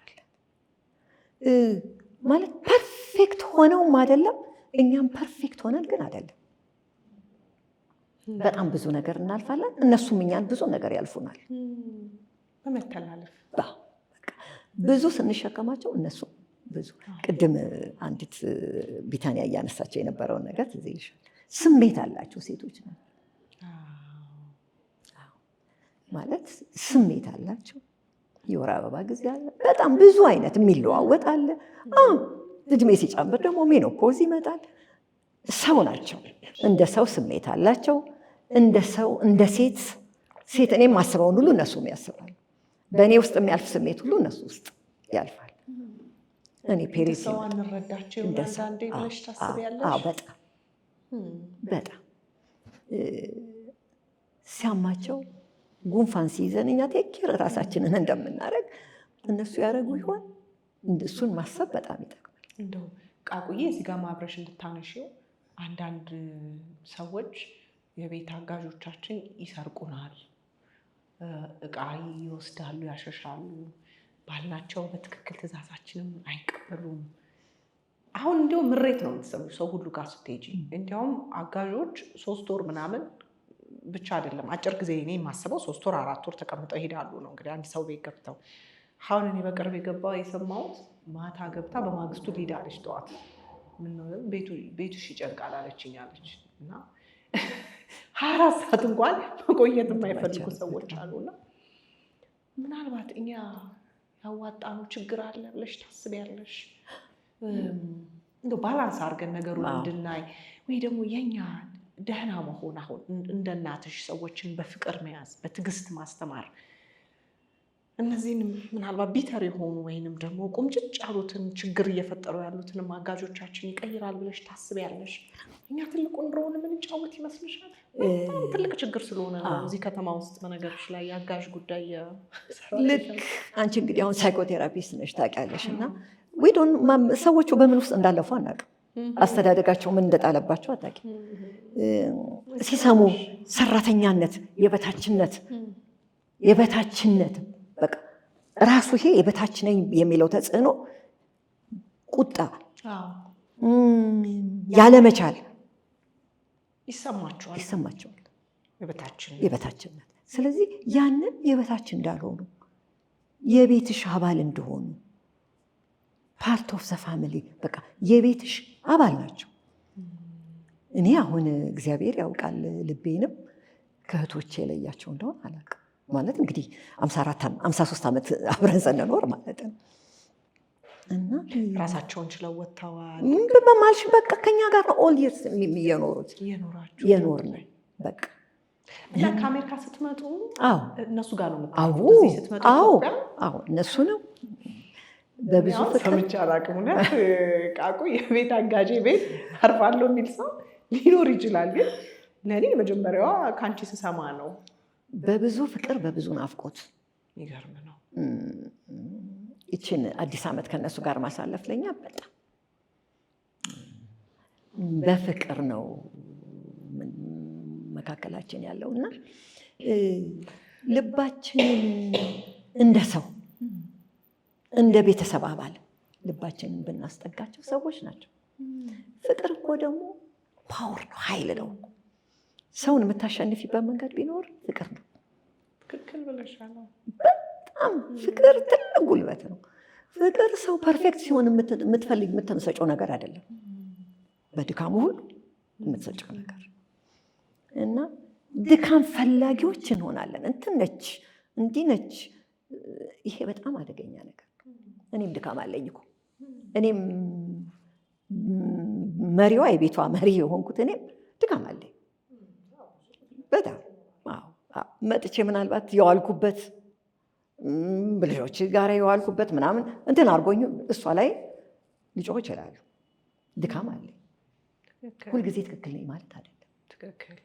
ሰራተኛ ስላለ እኛ ሁልጊዜ ትክክል ነን ማለት አይደለም። ልሳሳት እችላለሁ ብለን ማሰብ፣ በእነሱ ጫማ ውስጥ ሆኖ ማሰብ፣ እነሱን ርህራሄ ትንሽ ማሳየት የፍርሃቱን ጫናውን ያወጣዋል። እና አይ ቲንክ ይሄ የነበረውም ነገር ይመስለኛል። ነገሩን አሁን በጣም ኤክስትሪም የምሰማው ነገር ኤክስትሪም የሆነው እዚህ ጋር እኛ ልናስተካክለው የሚገባ ነገር አለ። ሰምተነው የማናውቀው ነገር ነው እየሰማን ያለ ነው ከአጋዦች ጋር በተገናኘ። ግን እንደው ቃቁ እነሱ ጋር ስታርፊ ዘመድ አይቀየምሽም? ቤተሰብ ለእኛ ቤታችን ነው። ቤታችን ነው። ቤትሽ በቃ እንደ ቤትሽ ቤታችን ነው። ቤቴ ነው የምገባው። ቤቴ ነው። ቤቴ ነው። ደስ ብሎኝ ነው የምገባው። ደስ ብሎኝ ነው የምወጣው። ፈላጊም የሚመጣው ቤቴ ነው። እዛ ነው። እኔም እኮ ማገኘሽ እኮ ሄጄ ወይ አምሽተን እዛ ድሮፕ ሳረግሽ እሱ ቤት ነው የምማቀው። የሚገርም ነው። ልብ ይፈልጋል። እንግዲህ ልባችንን ያስፋል። አሜን። ልባችሁን ያስፋላችሁ። ቻሌንጅ አለ፣ በጣም ቻሌንጅ አለ። ግን ሰውን ግን ማትረፍ ይቻላል። ሰው ማትረፍ ብዙ ጥሩ ሰዎችን አጋዦች ማውጣት እንችላለን። ቤተሰብ ማድረግ እንችላለን። እኛ እንቅደም ነው የምትይው። እና የገረመኝ ደግሞ የእናትሽ አጋዥ ዶሮ ወጧን ይዛ ለጥበቃው ለዝበኛው ተጋቧል። መጨረሻ ተድረው ተኩለው ነው ከዛ ቤት እናትሽ አፕሩቭ አረጉ በቃ እንዲጋቡ። አንድ እንዳይመስልሽ በጣም ብዙ ነው ተጋብተው የወጡት ሰው እኮ አለ። በቃ ልክ ሚኒት ፍቅር ግንኙነት ከጀመሩ በቃ አለቀ፣ ቤቴ ባዶ ሊቀር ነው ብለው የሚያስወጡ አሉና ተድረው ተኩለው ወጥተው አሁን ጠያቂ ናቸው። እናትሽን የሚጠይቋት ነበር ማለት በቃ አንድ እንዳይመስሉሽ እኮ 2 3 ነው በእድሜ ያየሁት ተጋብተው የሚወጡት። ልጆቻችንንም ከነሱ ጋር ያለው ቦንዴጅ በጣም ነው የሚገርመኝ። እትዬ ነው የሚሉት፣ ታለም ነው የሚሉት። እትዬ ታለም ብለው ነው የሚጠሩት። እና በጣም በፍቅር ነው በፍቅር በምን አይነት ፍቅር። አንድ ጊዜ ሴት ወልጃችንና ልጇ መጡና 1 ወር ደጅ አልወጡም ከነሱ ሳይለዩ። 1 ወር ቡና ጠጡ አንወጣም። 1 ወር ቤት ውስጥ ቁጭ ብሎ ከነሱ ጋር ማውራት ብቻ። 1 ወር 30 ቀን ከአሜሪካን ሀገር ቆይተሽ መተሽ እንዴት 1 ወር ትዘጊያለሽ? ወጥተው ቡና አልጠጡ 1 ወር። እሺ ያችን እናትየዋ ናት ልጇ እየሳቀች ቪዲዮ እያነሳቻቸው እየተጫወቱ በቃ ቪዲዮ እያነሳች ትልክልናለች።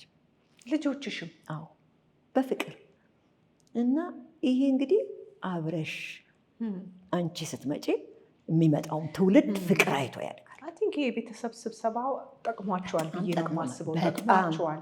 ይሄ የ11 ሰዓቱ ቁልፍ ነው። በቃ ቁልፍ ነው። የገባኝ ነገር ይሄ ነው። ምክንያቱም የሰው ልጅ በዚህ መጠን እንደዚህ አይነት ቦንድ አይመሰርትም። በተለይ ከአጋዥ ጋር በተገናኘና የቤተሰብ ስብሰባ መኖሩ፣ የቤተሰብ ውይይት መኖሩ፣ በሳምንት አንዴ ደግሞ ኢቨንት የምታረጉባት ቲንክ በጣም እሱ ትልቅ አስተዋጽኦ አድርጓል ብዬ ነው የማስበው። በጣም ቃቆ መቼም ይሄ እንደ ጉድ ነው እያስተማርሽ ነው ያለሽው። ዛሬ ብዙዎቻችን ቴካዌ እንወስዳለን። ይሄም አንዱ መማሪያ ነገር ነው ብዬ ነው የማስበው። ሌላው እንግዲህ አሁንም ደግሞ ከአጋዦችሽ ደግሞ ቤት እንውጣና ከትዬና ከታለም ወጥተን እንበልና ቃቆ እንደገና ወጣት ብትሆን ተመልሰሽ ታይምን ወደ ኋላ መመለስ ጊዜን ብንችልና እንደገና ወጣት ብትሆኚ ምን ታስተካክያለሽ? ምን ትቀይሪ ነበረ? እንደውም ምን እላለሁኝ ወጣቶች እንደዚህ ሳስተምር እንደናንተ አይነት ታድላችሁ ነው የምለው። ምን አለበት በቃ 40 ዓመት ወደኋላ ብሄድ 30 ዓመቴ ላይ መሆን ህይወትን ብጀምር ብዬ አስቤ አውቃለሁ። በቃ የመጀመሪያ ነገር ራሴን ለማወቅ ማን ነኝ እኔ? ለምን ተፈጠርኩ? ማን ፈጠረኝ? ለምን ተፈጠርኩ? ዓላማ ያለው ህይወት ለመኖር ወሳኝ ነገር ይሄ ነው። ትዳሬን ያኔ የተወዛገብኩበትን ዘመን ሰለሞን ምን ይላል? ቤት በጥበብ ይሰራል ይላል፣ በማስተዋል ይጸናል ይላል፣ በእውቀት ጓዳዎች ሁሉ ከከበረው ሀብት ይሞላሉ ይላል። ያለ እውቀት ለካ ብዙ ነገር ጠፍቷል። እውቀት እዛ ጋ ነው ያለው። እና ከራሴ ጋር እገናኝ ነበር። ራሴ ላይ እሰራ ነበር። ያው ሳይንቲፊካሊ እንጂ ታውቂያለሽ፣ ሰውን መለወጥ አይችልም። ማንም ሰውን መለወጥ አይችልም። ራሱን ግን መለወጥ ይችላል። እንዴት ነው እኔና ቲጂ አብረን ፍሎ ልናደርግ የምንችለው? ይሄ እውቀት ይፈልጋል። እሱን ትቀይሪው ነበር። በጣም ብዙ ቲጂዎች ህይወቴ ውስጥ ይመጡ ነበር። እዚህ ላይ ያገኘኋት የዛሬ 6 ዓመት ያገኘኋት ቲጂ ሳይሆን የዛሬ 30 ዓመት ያገኘ ነበር። የሚጠቅሙኝንም ሉዝ አድርጌያለሁ። ሰዎች በህይወትሽ ይመጣሉ፣ በተለያየ መንገድ ይመጣሉ። እውቀት ከሌለሽ በየመንገዱ አንጠባጥበሻቸው ትሄጃለሽ። እውቀት ሲኖርሽ ግን ሰዎችን አንታጠባጥቢም። ሰዎችን ይዘሽ በህይወትሽ ትሄጃለሽ።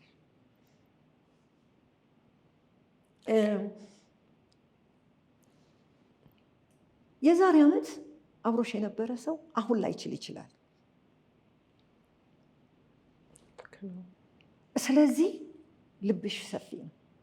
ሲመጣ ከኔክት ለማድረግ ሲመጣ ቀን እንዲህ ያህል ጎደለብኛት ቀጥለሽ ለመሄድ ልብሽ ይሰፋል። ይህ ምን ይፈልጋል? እውቀት ይፈልጋል።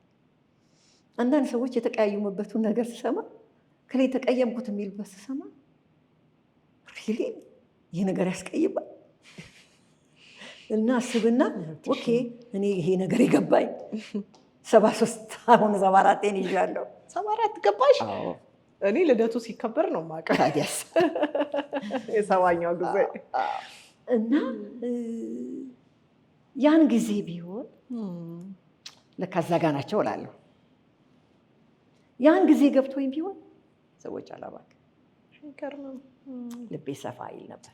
የባከኑም ሰዎች አሉ፣ ጥሩ ሰዎች ያጣሻቸው ልብሽ ሰፊ ስላልሆነ በቃ እየወደድኳቸው በህይወት ሄዱ። የዛሬ 40 ዓመት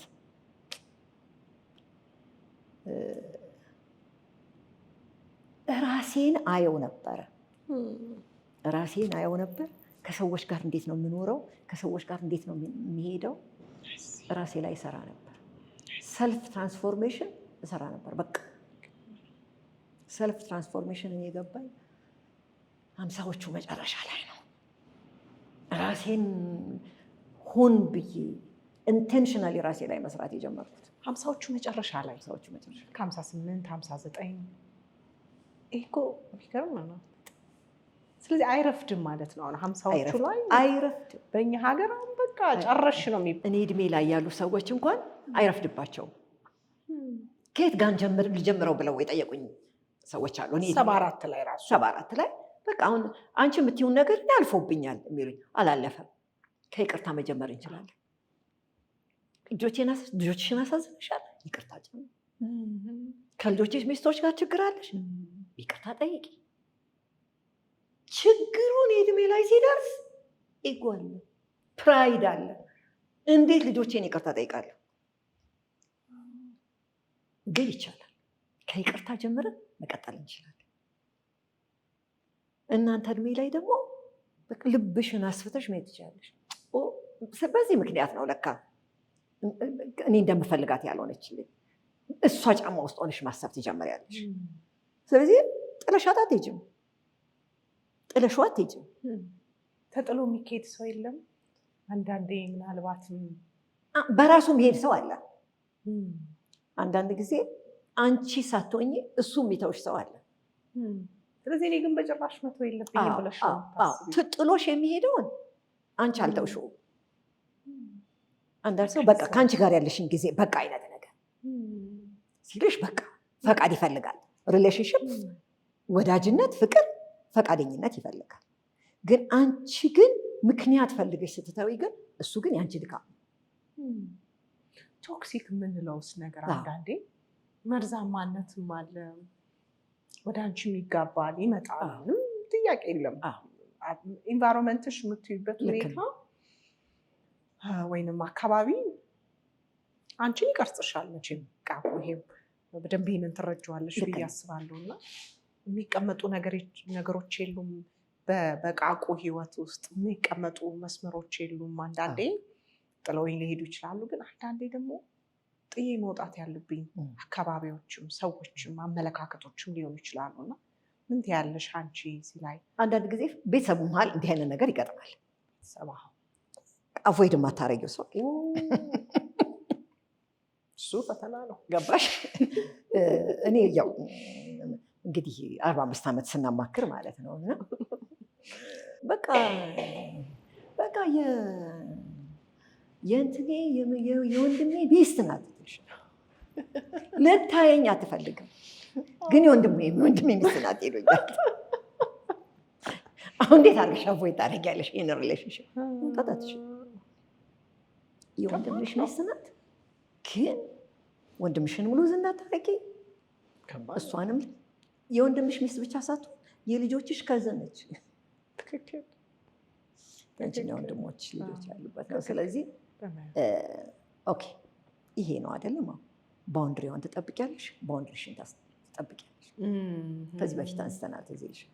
ባውንድሪ ትልቁ በየትኛውም ሪሌሽንሽፕ እኛ ትልቁ የኛ ሶሳይቲ ችግር ባውንድሪ የለም፣ ቀይ መስመር የለም። አጽፊም እሱ ላይ ግን መጽሐፍ ሁለተኛው መጽሐፍ አይሆንም። ሁለተኛው መጽሐፍ ላይ አሁን ሳየው በጣም እየበዛ ነው። ችግር ነው ማለት አንቺን ቤትሽን ሊመራ የሚፈልግ ሰው ሊኖር ይችላል። የሚቀየምሽም እንደውም እንደሚፈልገው ስለማትሆኝለት ሊሆን ይችላል። መቶ በቃ የሰራተኞች አያያዝ ልክ አይደለም ልትባይ ትችላለሽ። ሚስትነትሽ እንዲህ ሳፕሩቭ የሚያደርጋል እንዲህ አይነት ነገር እኔ በጣም ማለት ሊገጥምሽ ይችላል። ሪሌሽንሽፑን ግን ፋሚሊ ሆኖ አቮይድ የማታደርጊው አለ። ከባድ ነው በጣም ያ ባውንድሪ። የሰው ባውንድሪ ከጠበቅሽ አንቺን ማስጠበቅ አያቅትም። ባውንድሪውን ስትጠብቂ እኔ ቻሌንጅ ገጠመኝ ብለውኝ የመጡ ሰዎች አሉ። በጣም የእሱ እህት ነች። ባልና ሚስቶቹ ለእንትን መተው ነው ለካውንስሊንግ መተው የእሱ እህት ነች። አሁን ተስማማን እኔ እና እሱ እና ለምሳሌ ያለ ፕሮግራም በቃ የራሳችን ጊዜ አለን።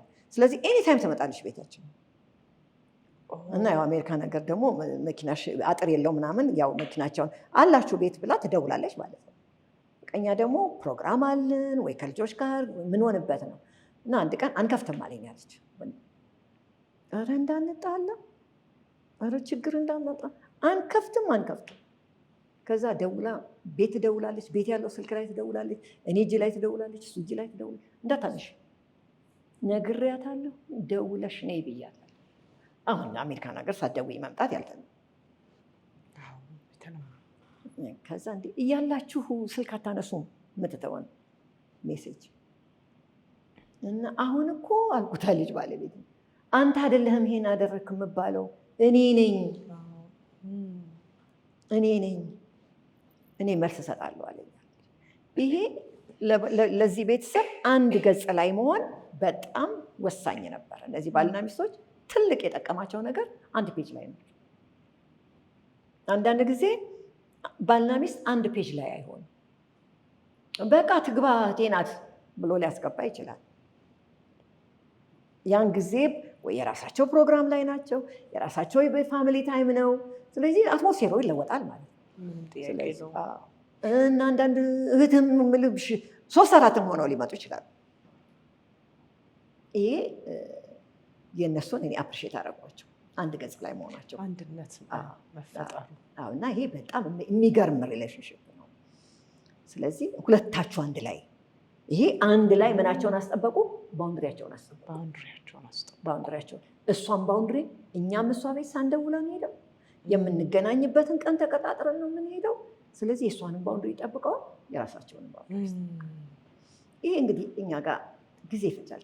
ትንሽ ጊዜ ይወስዳል እስክንለምደው። ያው አብረን ያደግነው አብረን የኖርነው አንድ አልጋ ላይ እየተኛን የኖርነው ምናምን እና ከዚህ ወጥተሽ አንድ አልጋ ላይ አብረሽ ከተኛሽ እህትሽ ጋር ባውንድሪ ልጠብቅ ብትይ እንትን ከቤተሰቡ ነው የምትገለየው። እንደዛ ስለሚሆን ትንሽ ጊዜ ይፈጃል። ምናልባት እንግዲህ እግዚአብሔር እናንተ ይህንን ፍሎር ሰጥቷችኋል። ማስተማር፣ ብዙ መጻፍ፣ ብዙ ማስተማር እንደ ሶሳይቲ እንዳገር ይጠበቅብናል። ብዙ ካለው ከቤተሰብ ጋር ካለው ችግር የሚያወጣው አንደኛው ይሄ ነው። ይሄ በጣም ወሳኝ ነገር እና ግድ ይላል። ወንደርፉል። ይሄ በጣም ቢስተካከል ይሄ የሚጨመርበታል። ባውንድሪሽንም አብረሽ በጣም የሚገርም ነገር ነው።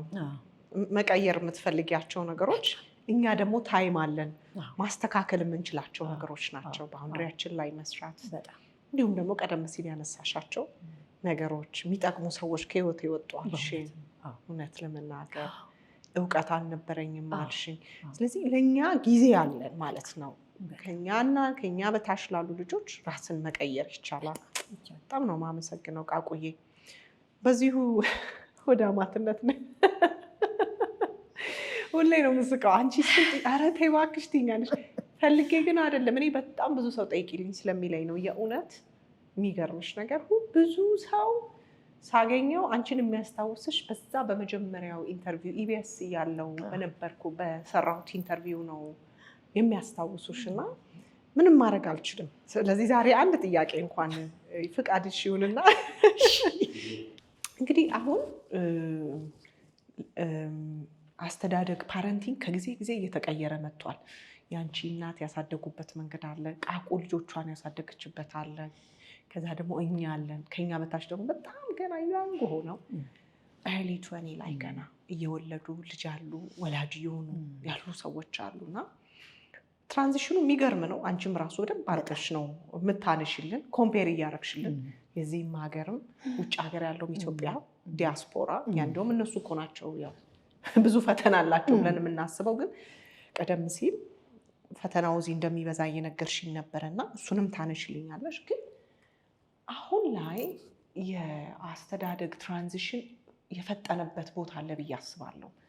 አንዳንዴ ልጆቻችንን በጣም ከመውደድም በላይ እንደ ጣዖት የምናይ ወላጆች፣ እናቶች፣ አባቶች እየመጣን ያለ ነው። ምናልባት አንፊኒሽድ ኢሹ ነገር ኖሮ እንዲሆን ይችላል። እኛ ያላገኘነውን ነገር ለመስጠት፣ እኛ የተራብነውን፣ እኛ ያለበስነውን ጫማ በጣም ረጅም ርቀት የምንሄድና ልጅን ከመውደድ አልፎ ወደ ኦልሞስት ጣዖትነት ማለት ይቻላል እንደ አየርም የምንቆጥርም ወላጆች አለን እና እነዚህ ልጆች ሲያድጉ ባል ይሆናሉ፣ ሚስት ይሆናሉና ምናልባት በተለይ ደግሞ ከወላጆቹ ስለ ልጆቹም እንድታነሽልኝ እፈልጋለሁ። ግን እንደዚህ አድርገን የምናሳድግ ወላጆች እንደው ልጆቹ ሲያድጉ ምን አይነት አማቶች የምንሆን ይመስልሻል? መጨረሻችን ምንድን ነው የሚሆነው? እንዲህ ንቅ አድርገን ሽቅ ያደረግን ሰዎች ልጆቻችንን ከዳርናቸው በኋላ ምን አይነት ፊት ነው፣ ምን አይነት መልክ ባህሪ ነው የሚኖረን? በተለይ ደግሞ አማትነቱ ላይ እሱ ብታወሪልኝ በጣም ደስ ይለኛል። ብዙ ሰው ጥያቄ ስለጠየቀኝ ነው በዚህ ጉዳይ ላይ። ሁለት አይነት አስተዳደግ አለ አሁን። እሺ፣ አንደኛው እየመታ ምንሽ መምታት መቅጣት ትክክል አይደለም እያልኩ አይደለም፣ ግን ጫማሽን እያወጣሽ እየወረወርሽ ወንድ ልጅ በተለይ ወንድ ልጅን ወንድነቱን እየመታሽ ስለዚህ እየፈራ በጣም አንድ ወዳጅ አንድ ጊዜ ባለቤቴ ድምፄ ላውድ ሲሆን ይሸሸኛል። ባለቤቷ ይሸሻ ጮክ ስትል እሷ ጮክ ብዬ ከተናገርኩኝ ወይም እንደው መነጋገር ካለብን ስል ይሸሸኛል አለች። እንዴ እኔ እኮ እናትህን አይደለሁም እላለሁ አለች። በቃ የእሷን ድምፅ ነው የምታስታውሽኝ ይለኛል። ትልቅ ሰው እና ስለዚህ እናቱን ላለመሆን ታገላለሁ አለች። ተጮሆበት ስላደግ እቺ ምራቅ ሳትደርቅ ደርሰና እየተባለ ነው። አሁን እንዲህ አይነት ባልሆነ መነጋገር የሚፈራ የሚሸሽ የሚጨነቅ የሴት ልጅ እንዳይባል። የሴት ልጅ መባል እኮ እኛ ሀገር እንደ ንቀት ነበር እና እንደዛ እንዳይሆን ወንድ ልጅ ደግሞ እንዲህ የተደረገ እንደሆነ ልጆች እንዲፈሩን እንጂ እንዲያከብሩን አናረጋቸው። አስተዳደጉ ልጆች እንደሚፈሩኝ ነው። ሰው እንትን ሲልሽ ስለ ወላጅነቱ ሲነግርሽ ልጆቼ በጣም ነው ይፈሩኝ። ልክ አይደለም። ፍርሃት ካለ ፍቅር የለም። ፍጹም ፍቅር ፍርሃትን አውጥቶ ነው የሚጣለው። ልጆች እንዲያከብሩ መሆን ማድረግና እንዲፈሩሽ ማድረግ ሁለት የተለያየ ነገር። አንዳንድ ጊዜ ያው ብዙ ወጣቶች እናማክራለንና ይሄን ነገር እናትሽ ታውቃለች? ትገለኛለች፣ አልነገርኳትም። ትገለኛለች እኮ ጥሩ ገለጻ አይደለም፣ አደጋ ነው። በፍጹም እናቴ ትገለኛለች አደጋ ነው። ትፈራታለች እንጂ አታከብራትም። ምክንያቱም ስለማታከብራት ስለማትራራላት ነው ያን ጥፋት የምታጠፋው። የምትወዳት የምታከብራት ከሆነ ግን እንዳታዝንባት ትፈልጋለች። ቤተሰቡ እንዳያዝንባት ነው ልጆች የሚፈልጉት። እንዲፈሩን አናድርጋቸው። ይሄ አንደኛው ዊንግ ነው። አንደኛው ደግሞ የዚህ ተቃራኒ ደግሞ ሙታንታው ታጥቦለት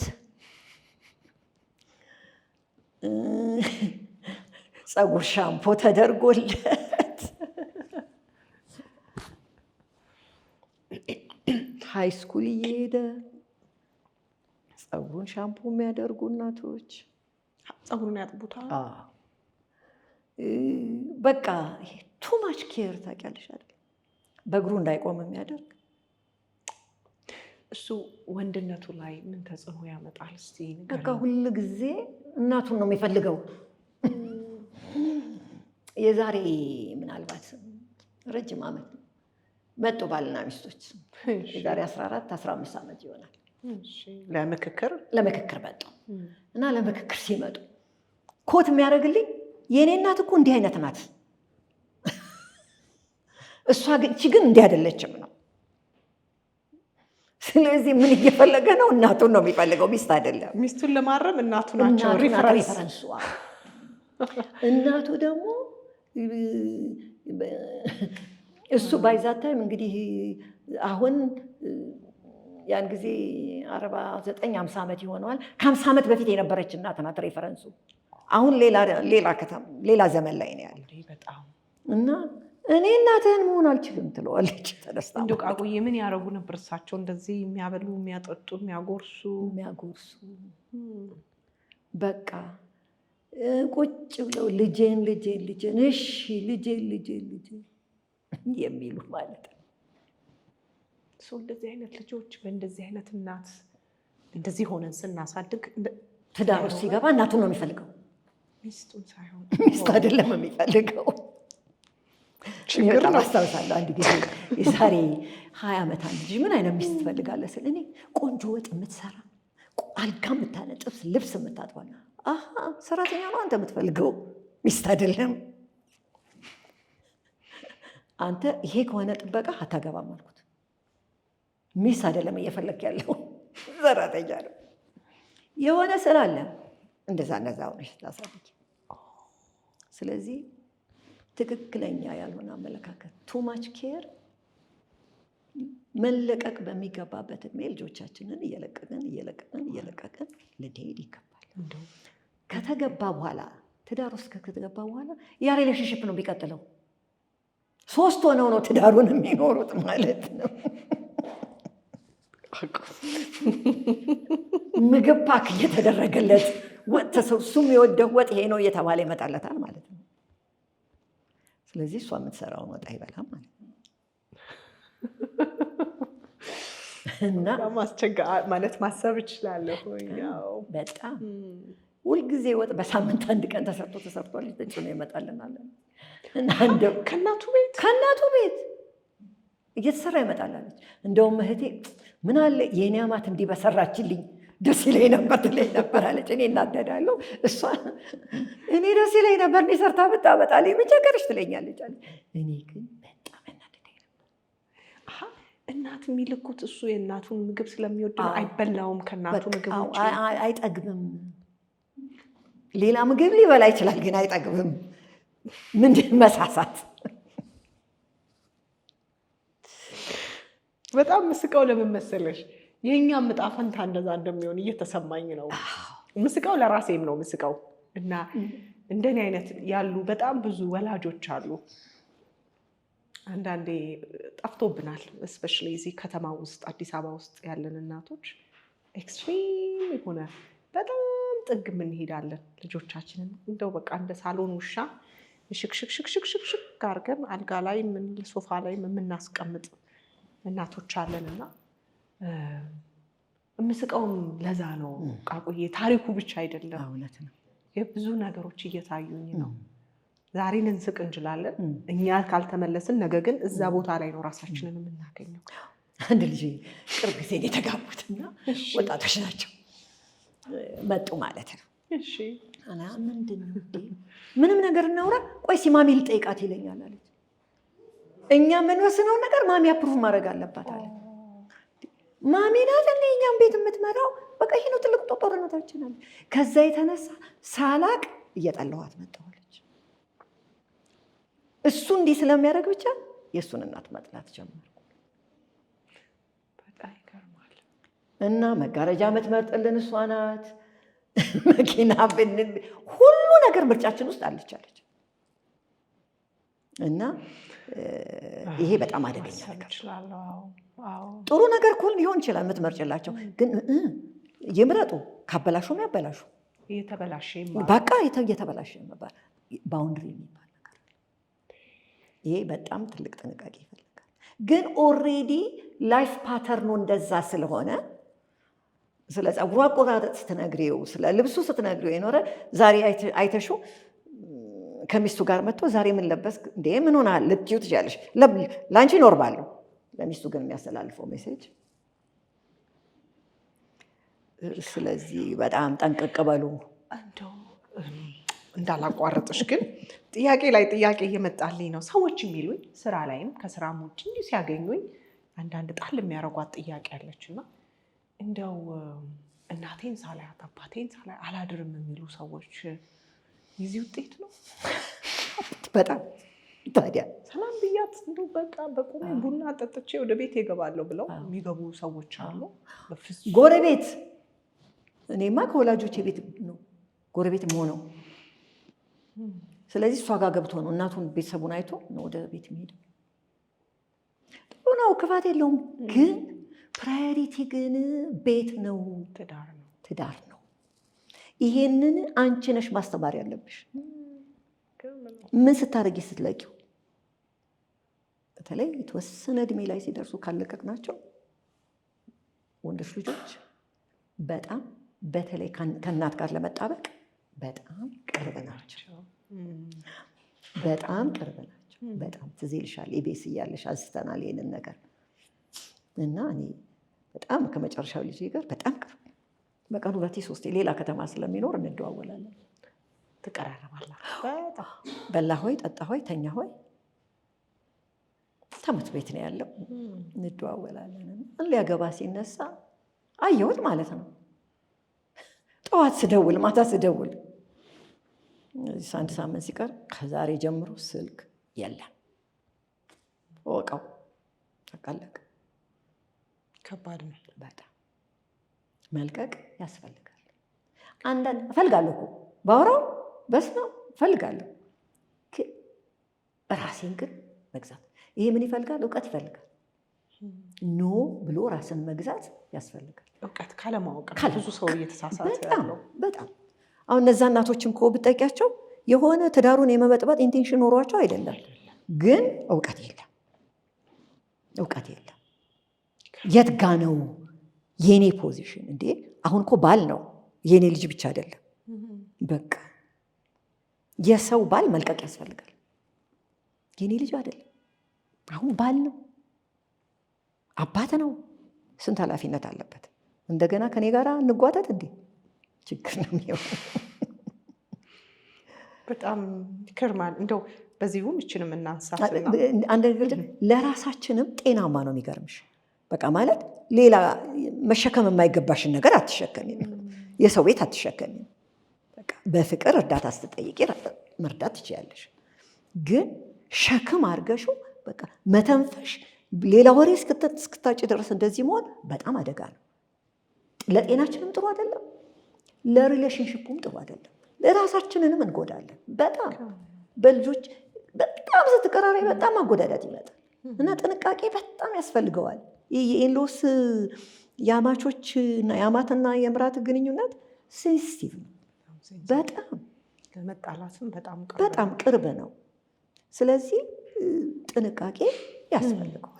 እዚህ ጋር ሲንግል ማም ሲንግል ዳድ ሆነው በነጠላ ወላጅነት የሚያሳድጉ ሰዎች አንዳንዱ መርጦም ሊሆን ይችላል፣ አንዳንዱ አይመርጥም ሊሆን ይችላል።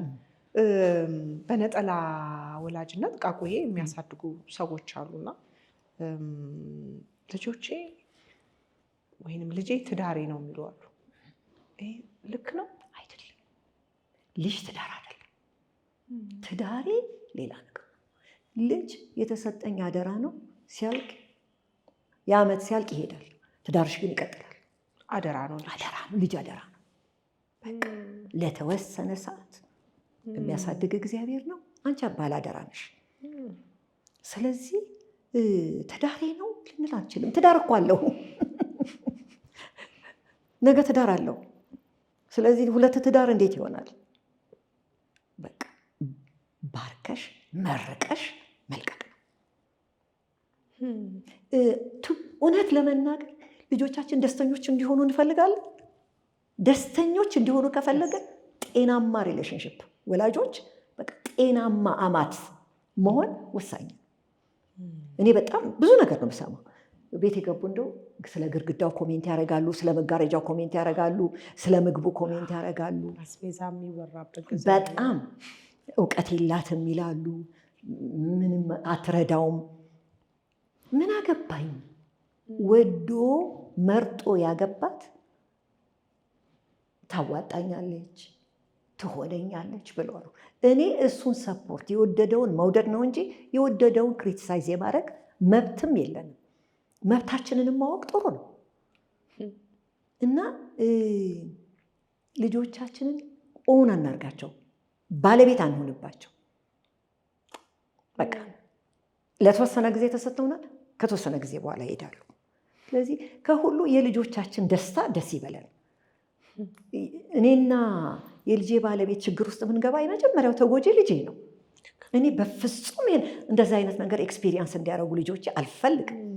በጣም ለምን ሌላ ቻሌንጅ አላቸው እኮ ላይፍ ጠብቃቸዋል። ሌላ ስንት ፉል ኦፍ ቻሌንጅ ላይፍ አላቸው። እንደገና ያሳደግኩት ልጅ እኔ ቻሌንጁ ልሆን በእኔ ምክንያት በፍጹም አልፈቅድም።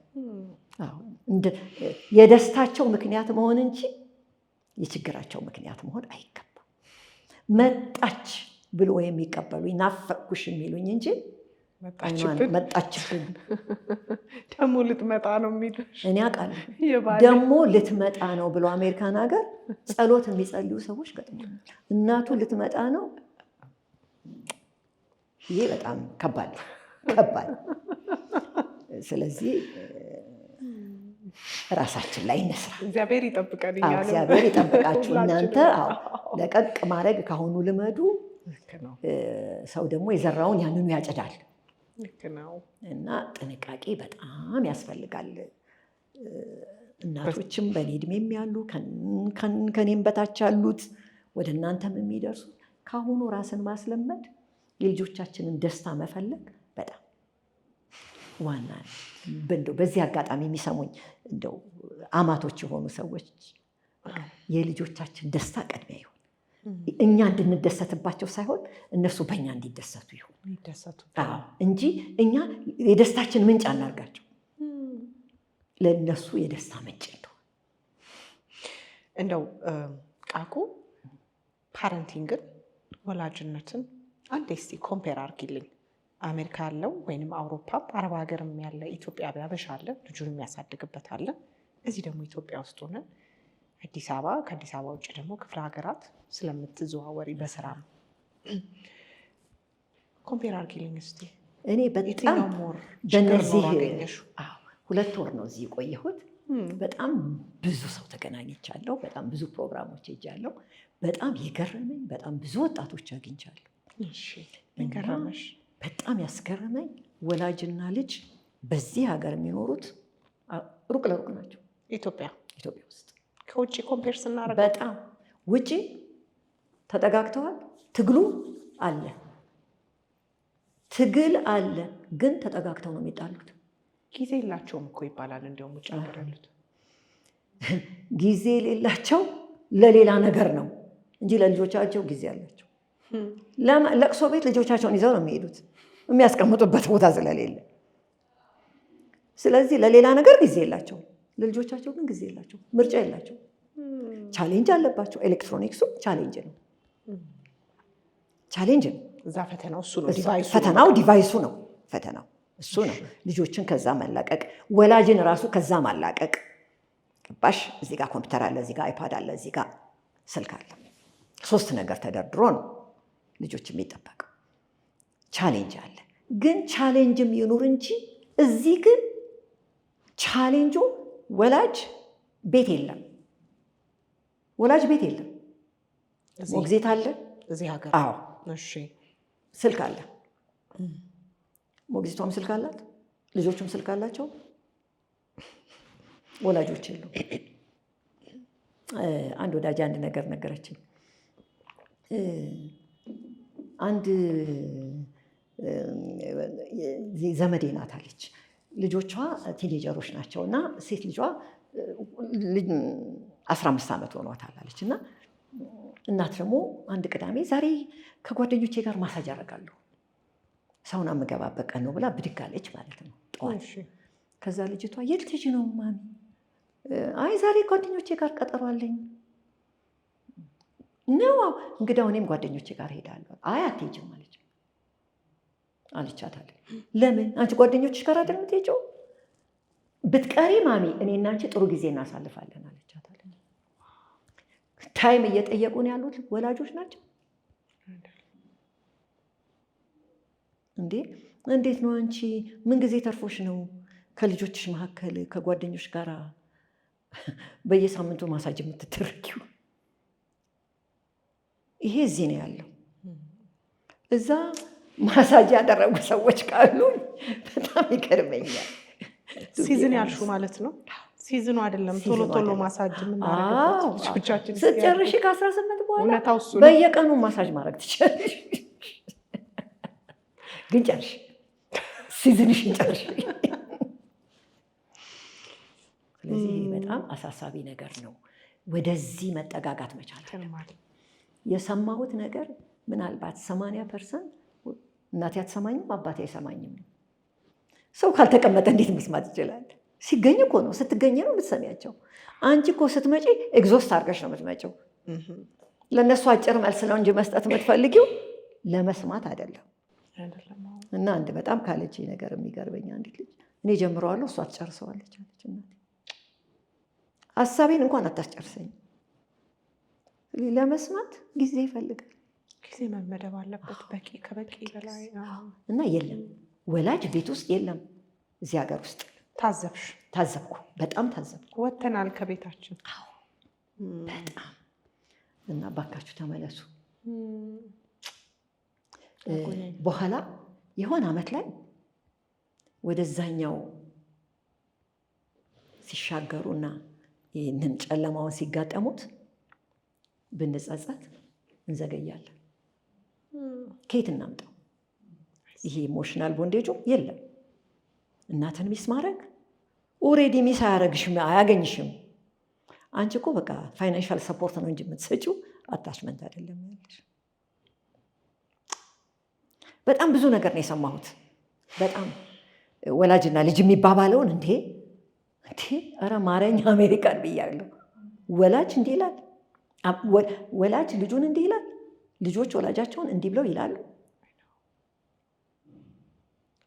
ማለት በቃ ይሄ ልብ ውስጥ የሌለ የፍቅር የወላጅም ርኅራኄ የለም፣ የልጆችም ርኅራኄ። ምን ጎደለው? ተንቀባሮ ነው እኔ እንደ በዚያ አላደኩኝ ምን ልሁን ነው አይባልም። እሱ እግር ውስጥ ገብቶ ቁጭ ብሎ ምን ሆንክ፣ ምን አጠፋሁ፣ ምን አሳዘንኩ ብለን ልንጠይቅ ግድን። ይሄ ምርጫ አይደለም። ግን የለም እንዲህ ብሎ ለመጠየቅ ቤት መቀመጥ ያስፈልጋል። ቤት ከሌለ የት ታገኘዋለች? ሴት ልጅ ይህ ጥናት ነው።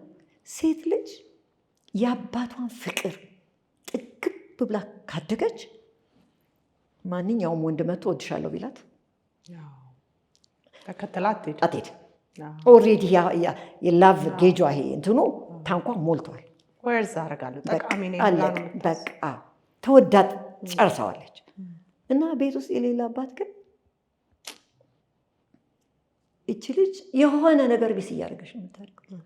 ግን ጥሩ ቤት ውስጥ ሊያኖራት ይችላል፣ በጥሩ መኪና ሊያወጣት። እሱ አይደለም ጥያቄው። ጥያቄዋ ፍቅር፣ ታይም። ለአባቶች ትልቅ መልእክት ነው። ምክንያቱም እዚህ ሀገር አባት በጣም ረጅም ሰዓት ይሰራል። በተሻለ እናት ናት የምትሆነው እና እሱም ደግሞ በጣም ያሳስበኛል።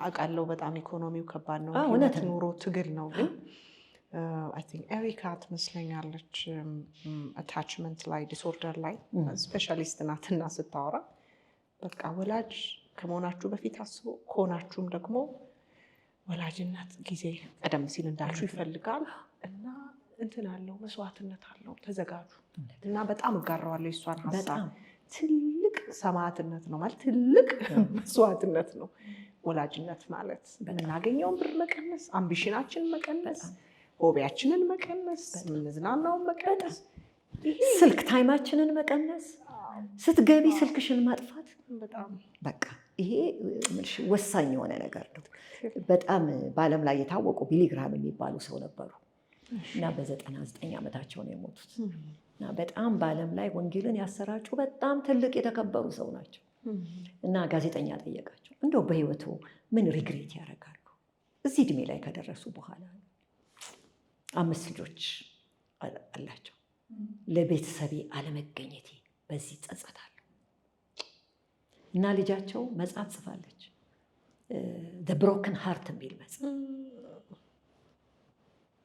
ለቤተሰብ ጊዜ አለመገኘት የአባት አለመገኘት ስለዚህ መጨረሻው ጸጸት ይጠብቀናል እንዲህ የምናረግ ሰዎች ሄደን የ12ኛ ክፍል ተማሪ ሆና በቃ አንድ ልጅ ወደደኝ ላገባው ነው አለችኝና ሄዱ እነሱ ፈረንጆች ጥሩ ናቸው ይጽፋሉ ድካማቸው በቃ እና ከጥቂት ጊዜ በኋላ መጣች አይወደኝም እኮ አባቴ መመለሴ ነው አለች እንደገና ኮሌጅ ስትገባ ደግሞ ሞከረች የሚወዳት ነው ጥያቄው የሚወዳትም ወንድ ፍላጋ ያን አባት የሚሞላውን ቫኪዩም ማንም አይሞላው እንዲሁ ስትፈልግ ነው የምትኖረው በቃ ስትፈልግ ፍለጋ ላይ ነው የምትከተለው ስለዚህ ነው the broken heart የሚል መጽሐፍ የተሰበረ ልብ የሚል መጽሐፍ ጻፈች ስለዚህ ይህንን አጋጣሚ የሴቶች ልጆች አባቶች ሌላ ኃላፊነት አለባቸው ልጆቻቸውን ፍቅር ማጥገብ በጣም መዝጊያ ጥያቄ ሆነልኝ አጭር ጥያቄ ነው የምጠይቅሽ 3 ነገሮች እንደው 3 ቲፕስ ብትሰጪኝ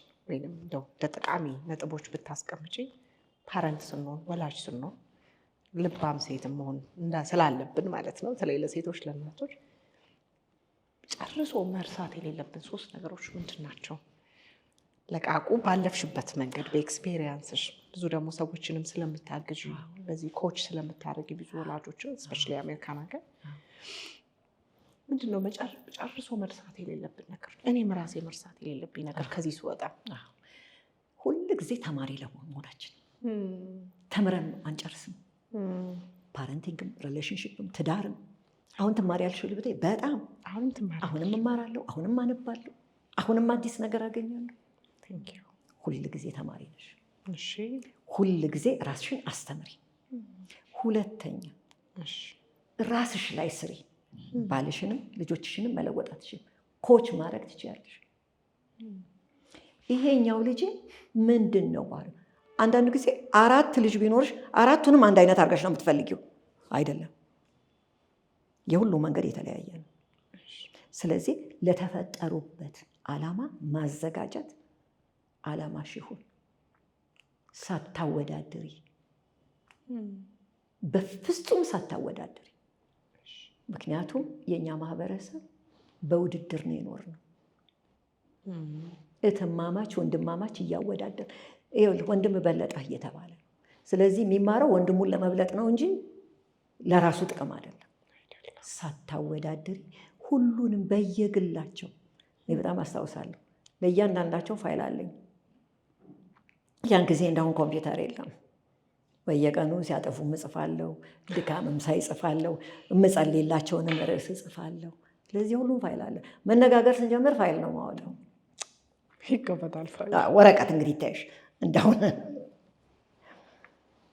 ስለዚህ ሳናወዳድር ማለት ትራክ ታረጊ ሪካርድ ነበር ትጽፊያለሽ ይሄኛው እንደዚህ ነው ባህሪው ይሄኛው ሶሻል ምናልባት ማህበራዊ ላይ አክቲቭ ነው ይሄኛው በራሱ ነገር መስራት ይፈልጋል ታቂ ነበር የእያንዳንዳቸው ኢንዲቪጁዋል ዲፈረንስ ቢሄቪየራቸውስ ላይ አሁን አንዳንድ ልጅ እልህኛም ይሆናል አሁን አንደኛው ልጅ ይቅርታ መጀመሪያው ልጃችን ይቅርታ መጠየቅ ሞቶ ነበር ልጅ ሆኖ በቃ ፍጥጥ ብሎ ያይሻል ይቅርታ በል ጸጥ ይቅርታ በል ጸጥ ስለዚህ እሱ ላይ ትግል ነበር ማለት ነው አንዳንዱ ደግሞ በቃ አንቺ የምታረጊውን እየተከታተለ የሚያይሻለ ማለት ነው። አንቺ እንዲያርገሻል አይደል? እንዲያርግ ስትይው አንቺ እንዲያርገሻል አይደል ብሎ የሚልሻል። ስለዚህ ማን ነው የሚያይ? ፓረንቲንግ ማለት እኮ ኦል ራውንድድ መስታወት ውስጥ መቀመጥ ማለት ነው። አሁን እዚህ ክፍል ውስጥ በሙሉ መስታወት ውስጥ ብትሆን እዚህም ራስሽን ታያለሽ፣ ዞር ስትይም አንድ ሴት ትዝ ይለኛል፣ አንድ ፓረንቲንግ መጽሐፍ ላይ የጻፈችው ምን አለች? ፉ አለች my freedom place is my bathroom አለች። ማልታይበት ትታያለሽ። ስለዚህ የምትኖሪውን ተናገሪ፣ የምትናገሪውን ኑሪ። በቃ የምትኖሪውን ተናገሪ። ባለቤቴ የመጀመሪያው ፕሪንሲፕል የላይፍ ፕሪንሲፕሉ ይሄ ነው።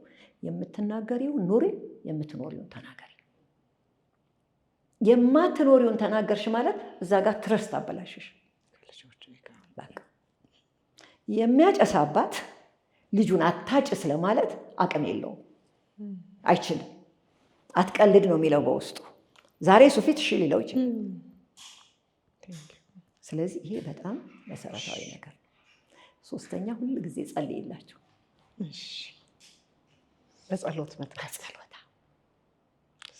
ሶስተኛው በጸሎት መትጋት ብለሽናል።